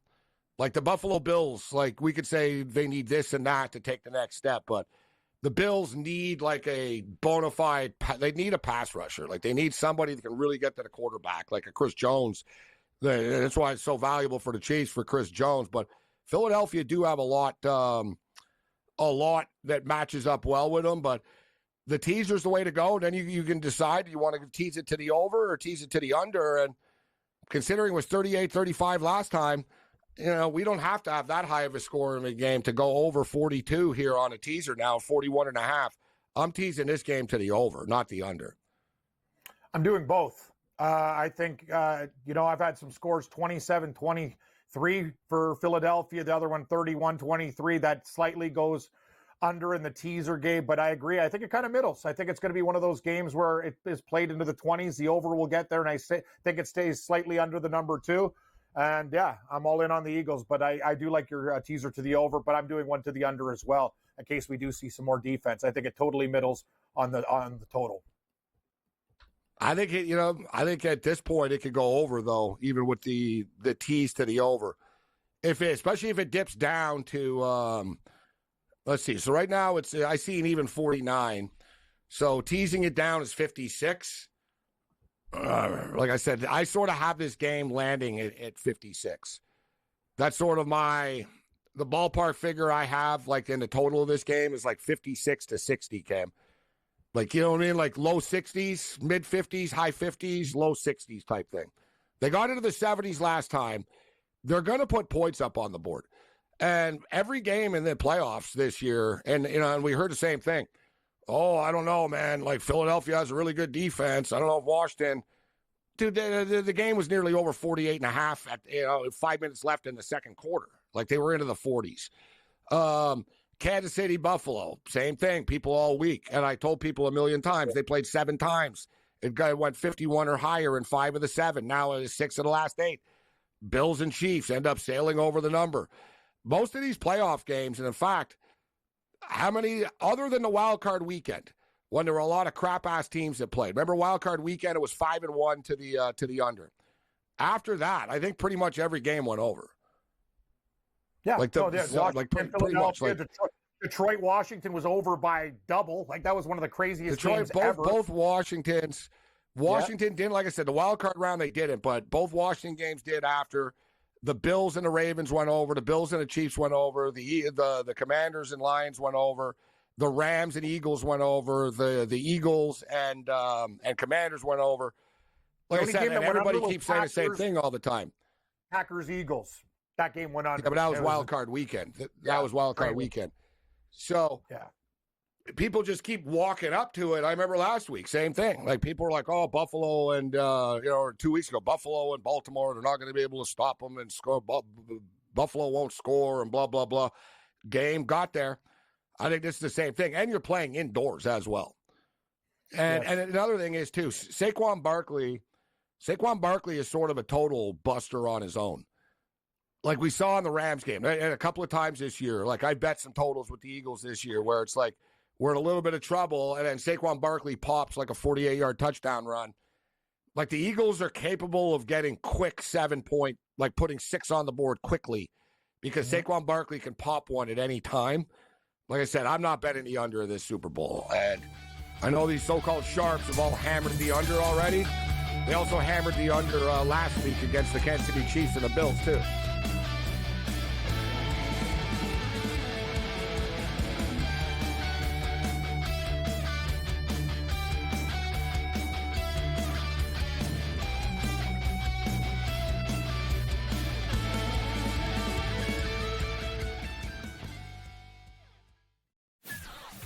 guy Ovechkin, how he was injured and missed all that time, and the fact that he's still on pace to pass Gretzky. I think everybody's rooting for Ovechkin at this point in time.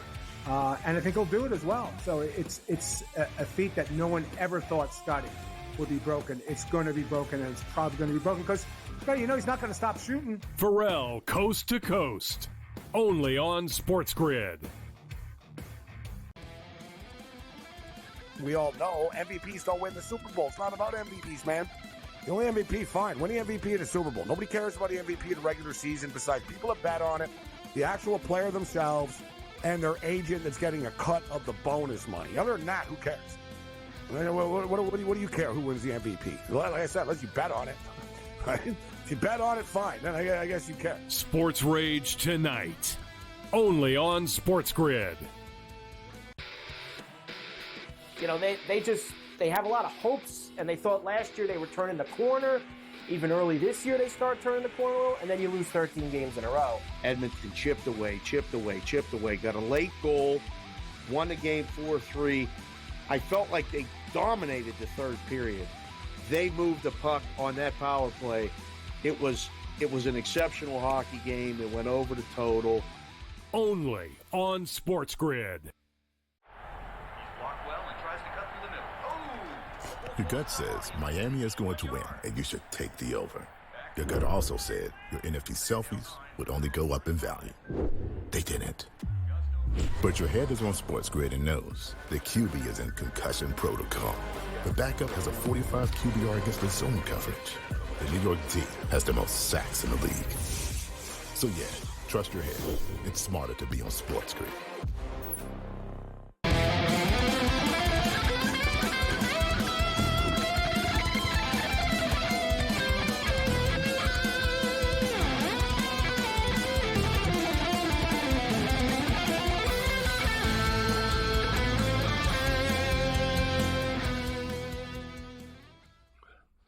This is Sports Rage. I am Morency, the suppliers, the hustlers, the people who bust them, and everybody else in between. Tony Finn will join us in a couple of moments. Greg just asked me about the Canucks trade, if I like Elliot Friedman. And I know Elliot Friedman. Used to be on the same network and stuff. I've never been, like, close buddies with him or anything. Friedman's pretty good, like, as far as like, trade stuff. Like, he'll drop stuff. He won't fully sit on it, but at the same point in time, he's very, like, Adam Schefter-like. Whatever. Like, Friedman will be the first to tweet something out or something, right? But, like, Friedman doesn't know anything. Put it this way. Like, Elliot Friedman doesn't know anything that Bob McKenzie doesn't know or Pierre LeBrun doesn't know, or, like, they all know the same things. Some of them just sort of, like, hockey media sit on things more than, like, expose things. Right, it's a different culture in the hockey media, but Friedman's good at what he does. Like I said, I don't think he knows. He only knows what, like, GMs want to tell him, or agents want to tell him, right? So there's always going to be a motive to it, sort of like Adam Schefter, but he's good at what he does. I like Pierre LeBrun's a good guy. Pierre LeBrun's pretty good at what he does with the Hockey Insider. Sarah Valley's the one that's always trying to break the stories out there. Like, he's like really Schefter, because, like, as long as he tweets it out first. I hate all that. Like, these insiders, like, if they were real insiders, they would have called. Like, they don't call the deals until, like, a minute before. It's not being an insider. Like, it just means that you just posted it online first. You reported it first because you're buddies with the GM more than the other insider at the other network is, right? So the whole insider game is just sort of a racket to begin with.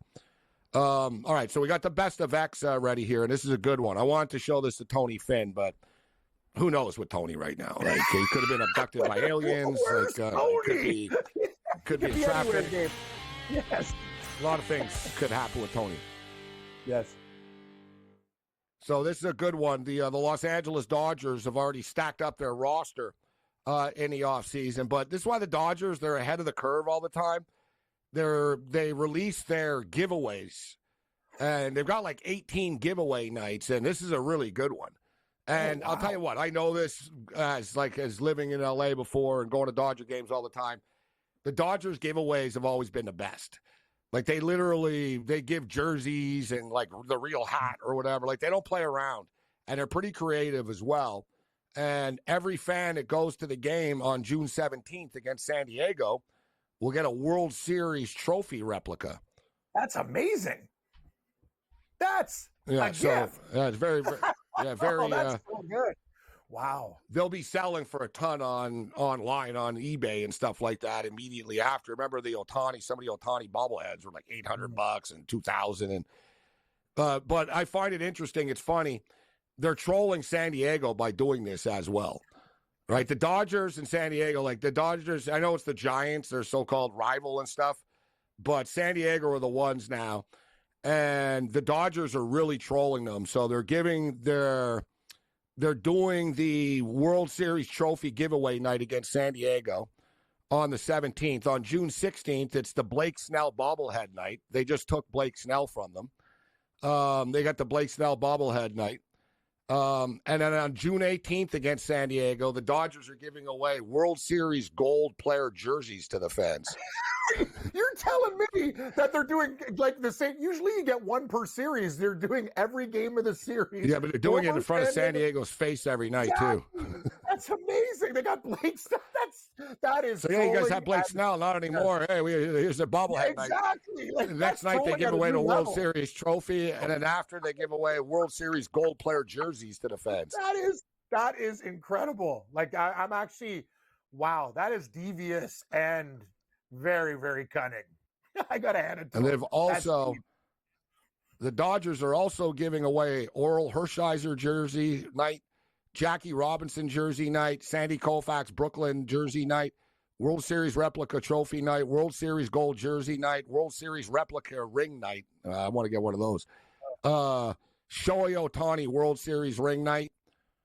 Shohei Ohtani MVP bobblehead, Freeman Grand Slam bobblehead, Dave Roberts bobblehead, Mookie Betts bobblehead, Shohei Ohtani 50-50 bobblehead, Vin Scully bobblehead, Will Smith bobblehead, Corey Edmond bobblehead, Ice Cube bobblehead, Yamamoto bobblehead, Joe Davis, Ron Say, Fernando Valenzuela, Teoscar Hernandez, Sasaki, and Kobe Bryant Dodger bobblehead night. God, that's a lot of gifts. I got Blue Jays. I got a keychain. The Blue Jays have gotten better. The Blue Jays have cool gifts. Problem with the Blue Jays is, and it's annoying when teams do it, is they only have them for like the first 10, 15,000 fans or something. Correct. So it's like the Blue Jays would be like, oh, we have this cool Vlad Guerrero Hawaiian T-shirt night or something. Yeah, you got to wait in a line outside the stadium at like 6 a.m. to get in on time. You know what I mean? Just make it like the Dodgers. I don't know when the Dodgers don't go all the way out. The Dodgers are like better than most. Like the Dodgers will give like 40,000 of them away. But the thing is, they hold like 53,000 at the stadium. So just freaking make 53,000 of them. But they don't. Like even the Dodgers will be like, the first 35,000 or something get this. So like if you show up late, you're not going to get it. Like people will like wait early. Like people were joking about the Ohtani MVP bobblehead that the lineup just started today there at Dodger Stadium. people are, and don't forget, people try to sell these things too. So it's a monetary, like Blake Snell. People aren't going to be lining up for Blake Snell bobbleheads at 2 p.m. But for the Ohtani stuff, if they're going for $2,000 after and $1,500 and stuff like that, the Freddie Freeman Grand Slam bobblehead will be a big time popular one. The Major League Baseball season, guys, it's around the corner. And in fact, like pitchers and catchers report in basically like 10 days type of thing. Yeah, under 2 weeks. Like pitchers and catchers report on Monday, February the 10th for the Dodgers. So basically the day after the Super Bowl. Next Monday, the Dodgers camp opens. And next Sunday, the Cubs camp opens. And then everybody else's camp opens about 3 and 4 and 5 days after that, because the Dodgers and Cubs are starting the season first, March 18th and March 19th. So like the start of the Major League Baseball regular season is not all that far off. With the Dodgers and Cubs in Tokyo, how many days until March 18th? I like these games too. They're in the middle of the night here in North America. It's now 46 days until Major League Baseball first pitch. It's got to be the earliest soon. ever. That's like they've done it early in the last little while, but that is early. Like mid-March? Damn right. That's really early, man. I can't believe it. The Dodgers give away incredible stuff. Like that's Hall of Fame stuff. Like every one of their giveaways is like Gabe, that's next level stuff. Like the Blue Jays do have Vladimir Guerrero bobblehead day, but they also have loser like fanny pack day and stuff too, and bad t-shirt day. Like those are all quality gifts. And if everybody gets one, that's the way it should be. That World Series trophy, that's cool. You got to get one of those replicas. It's nice. Oh, no, it is very, very nice. So, yeah, the Dodgers start on the 24th, and everybody else, yeah, like you said, normally it used to start. Baseball used to start the same Monday, essentially, as the national championship basketball game. I remember, like, many, many times over the years, I was like, damn, it's the Expos home opener, but it's the freaking, like, it's the NCAA tournament championship game tonight, right? And, you know, and the Reds would be first in the afternoon or whatever. Now, whatever, there's no more tradition or anything like that. Like, they've blown tradition up. Everybody else starts, like, a week after. So the season does start in March, actually. I'm looking forward to it, though. As annoying and as frustrating as Rob Manfred can be, the sport of baseball is still a fun sport.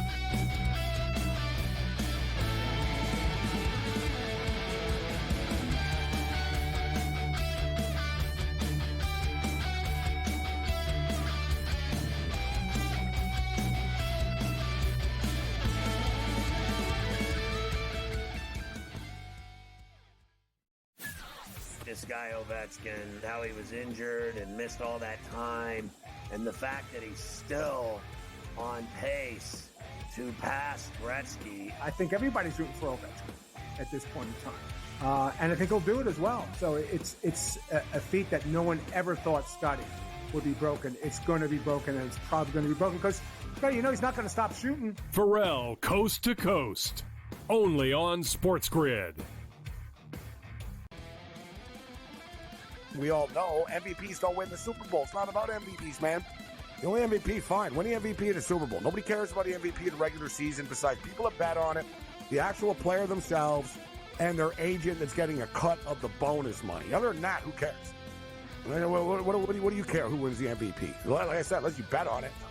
Right? If you bet on it, fine. Then I guess you care. SportsRage tonight, only on SportsGrid. You know, they have a lot of hopes, and they thought last year they were turning the corner. Even early this year, they start turning the corner, and then you lose 13 games in a row. Edmonton chipped away, got a late goal, won the game 4-3. I felt like they dominated the third period. They moved the puck on that power play. It was an exceptional hockey game. It went over the total. Only on SportsGrid. Your gut says Miami is going to win, and you should take the over. Your gut also said your NFT selfies would only go up in value. They didn't. But your head is on SportsGrid and knows the QB is in concussion protocol. The backup has a 45 QBR against the zone coverage. The New York D has the most sacks in the league. So yeah, trust your head. It's smarter to be on SportsGrid.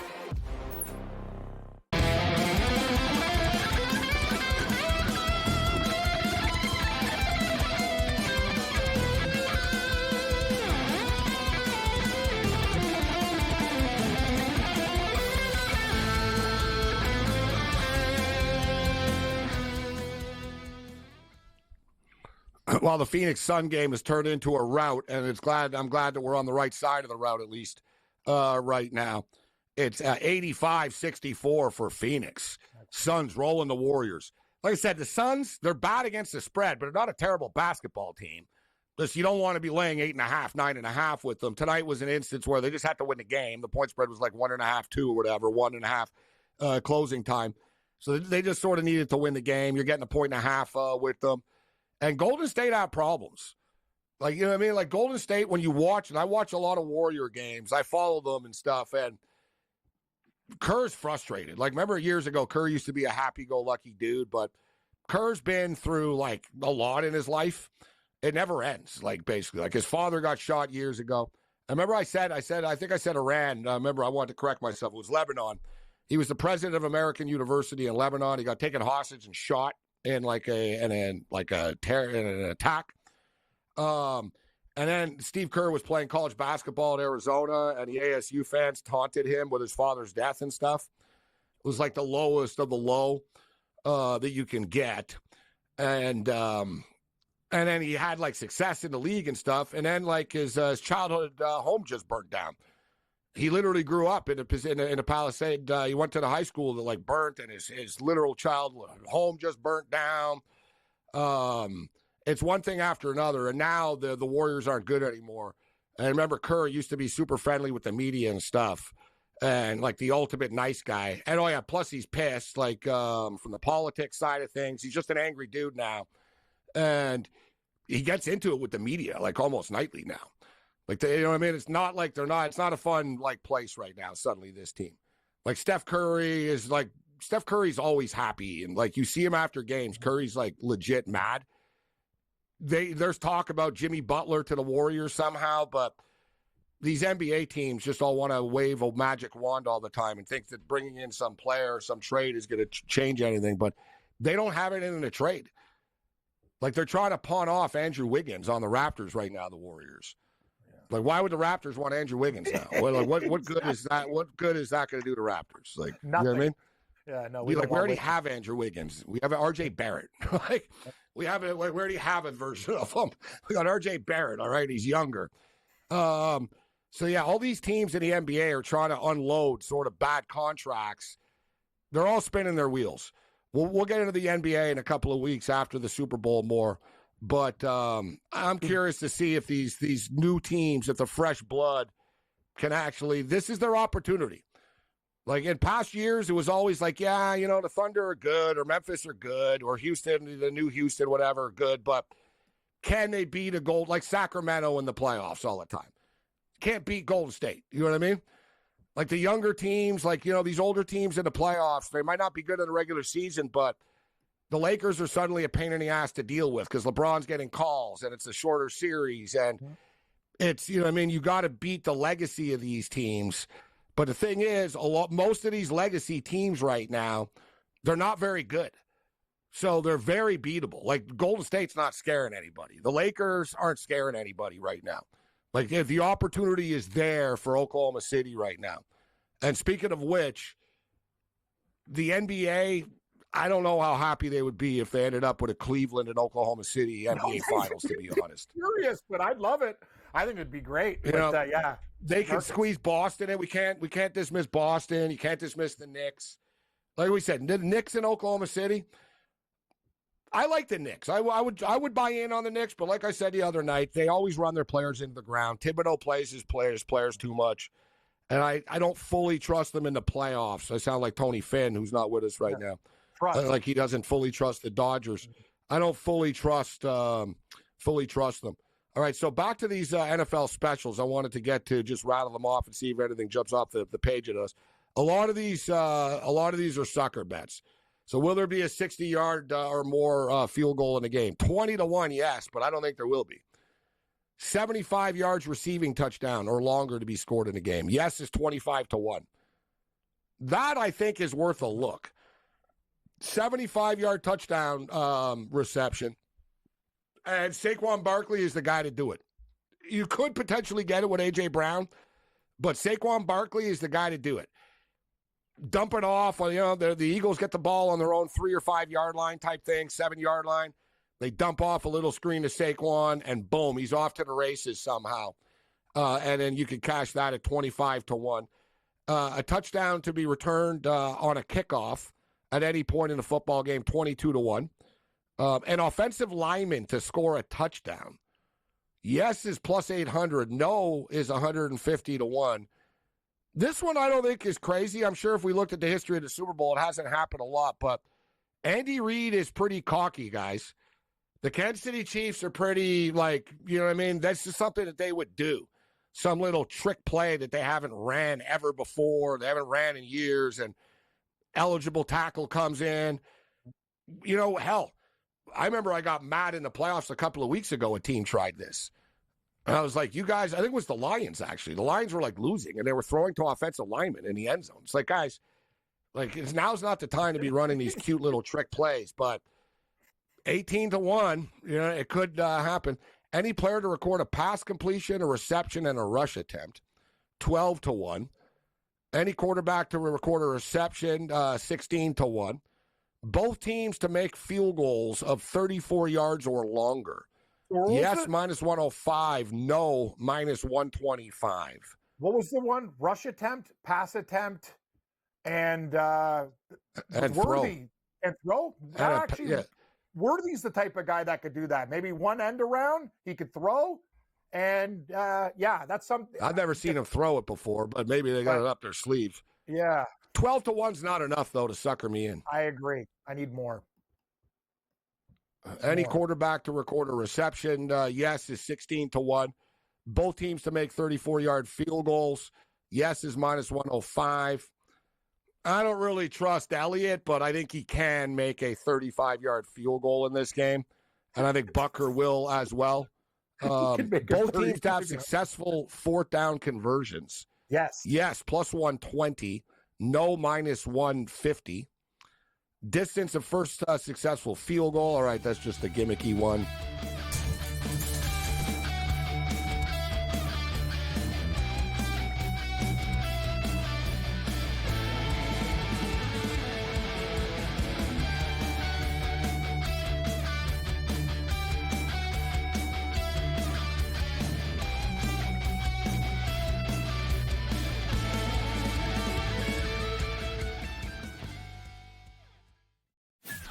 This guy Ovechkin, how he was injured and missed all that time, and the fact that he's still on pace to pass Gretzky. I think everybody's rooting for Ovechkin at this point in time, and I think he'll do it as well. So it's a feat that no one ever thought Scotty would be broken. It's going to be broken, and it's probably going to be broken because he's not going to stop shooting. Pharrell, coast to coast, only on SportsGrid.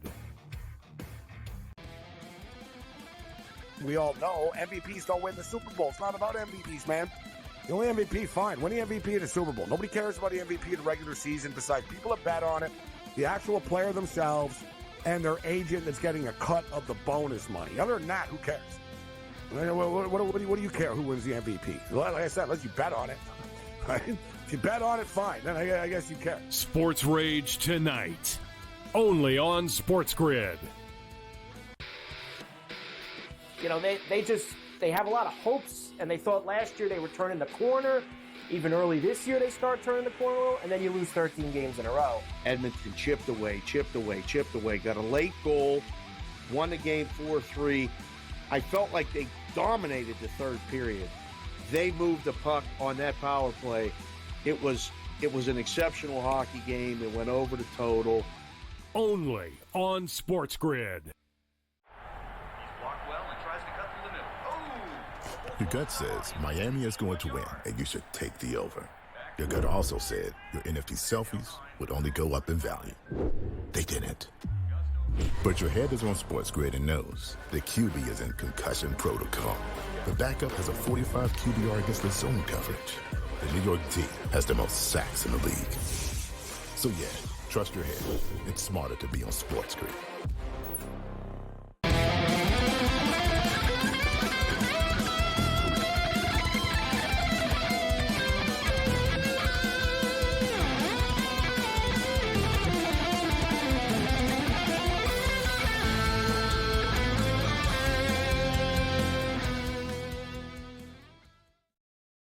All right, we're to the home stretch here.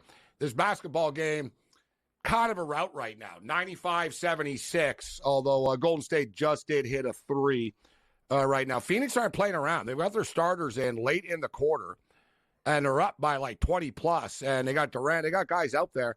There's Durant for another three. I guess this is why they don't want to take him out. He's not missing. He keeps on hitting threes. So they're rolling right now. Tomorrow, a bunch of big-time college basketball games tomorrow that I'm going to miss for the most part. I'm going to be traveling tomorrow, and there's snowstorms everywhere. And I got to be honest, I have not taken a connecting flight in like 15 years or something like that.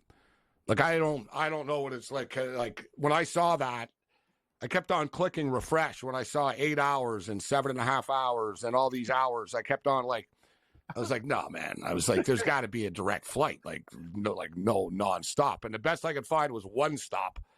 So frustrating. So I got to stop in Denver for a couple hours, and but I don't have time to leave, so I'm just going to be stuck in the airport in Denver for a couple hours. And between the two flights, and there's been 2 plane crashes in the last couple of days, and I'm expecting the worst. Not the worst. I'm hoping for the best, but like the adventure starts tomorrow. It's going to be an all-day deal, and then we'll start on Monday. Like I said, follow me on X. I'll post our start times and stuff like that. It's always a fluid situation at the Super Bowl. But tomorrow, college basketball. We got some tomorrow's like the biggest day of the year so far, actually, for college basketball. You got North Carolina and Duke. Florida, you got Tennessee and Florida. You got all the sort of big game, a lot of rivalry. It's like sort of rivalry Saturday tomorrow. We've been riding the underdogs a lot in these sort of big time SEC games, but this is kind of a short price. I think Tennessee are the play here. It's like minus 3.5 right now. I think Tennessee are going to get it done. You got Kansas and Baylor tomorrow. North Carolina at Duke, and we were just talking the other night about it was frustrating watching North Carolina and how soft they were against Pittsburgh, but this is the ultimate rivalry game. And you're getting nearly 14 points. You're at 13.5 points with the North Carolina Tar Heels in this game. A lot of points. That's too many points. I know that Cooper Flagg has been playing awesome lately, and he's really stepped it up. But I think that's just too many points in that game. And the other big one tomorrow, too, you got Arkansas with Calipari going back to Kentucky. And Rick Pitino's telling the Kentucky fans to not boo him. It's like, I don't think it's really your place to tell Rick. You're not there, Rick. Like, what are you telling Kentucky fans what to do? You haven't been a coach there in a long time. You left for Louisville, too. So, you're the last person who should be telling them what they should be doing. And they are going to boo Calipari. Damn right they are. I think the bet on that. Come on. They're going to boo him hard, but you're getting double-digit points with Arkansas here. But this is a big game for Kentucky. I'll bet the over this game, Cam. Although, like I said, you're getting double digits with Arkansas, but Mark Pope, this is a big time game for him to really have the boosters and the fans really like him by blasting Arkansas and Calipari. I'm just not so sure they can blast them by that many points. So it's a lot of points. It's huge. I'm kind of with you on Florida's been a very nice story, but Tennessee, that line gave opened up at 3. It's 4 now. I kind of lean your way with the Tennessee Volunteers at home. That's going to be a big, that game's right out of the gate too. Yeah, you're right. This college schedule tomorrow's off the chain. There's some really good games. I'd agree with you. Yeah, rivalry Saturday tomorrow. Arkansas and Kentucky total is 157.5. I would expect this game to be a track meet. Like I said, it's rivalry day tomorrow. You got Gonzaga and St. Mary's as well. Gonzaga on the road, minus 1.5 point favorites. I like Gonzaga. I think Gonzaga will beat St. Mary's. I know it's at St. Mary's, but I think the Zags will get it done. I'm waiting. I think the Zags are going to turn the corner and go on a little bit of a run. You got UConn and Marquette tomorrow as well. Marquette are 6.5 point favorites. I think another live dog with the UConn Huskies. And speaking of New Orleans, one cool thing, although not everything is legal there, unfortunately, but one thing that is sports betting. And they got a sports book actually right by the stadium. So I'm going to check out the sports book actually tomorrow night and try to build the bankroll for Super Bowl 59. Lou joined us earlier. He likes the Philadelphia Eagles in this game. Cam likes the Eagles. I like the Eagles in this game as well, but I've liked the other team against the Kansas City Chiefs pretty much in every Super Bowl. For what it's worth. Except when I took them against Tampa, of course. Right.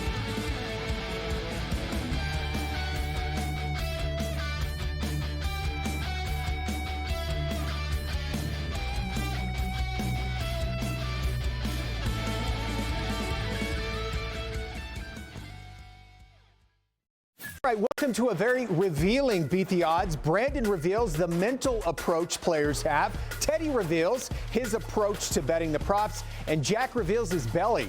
Yeah, we did our own Pro Bowl skills thing. Wasn't good. Beat the Odds.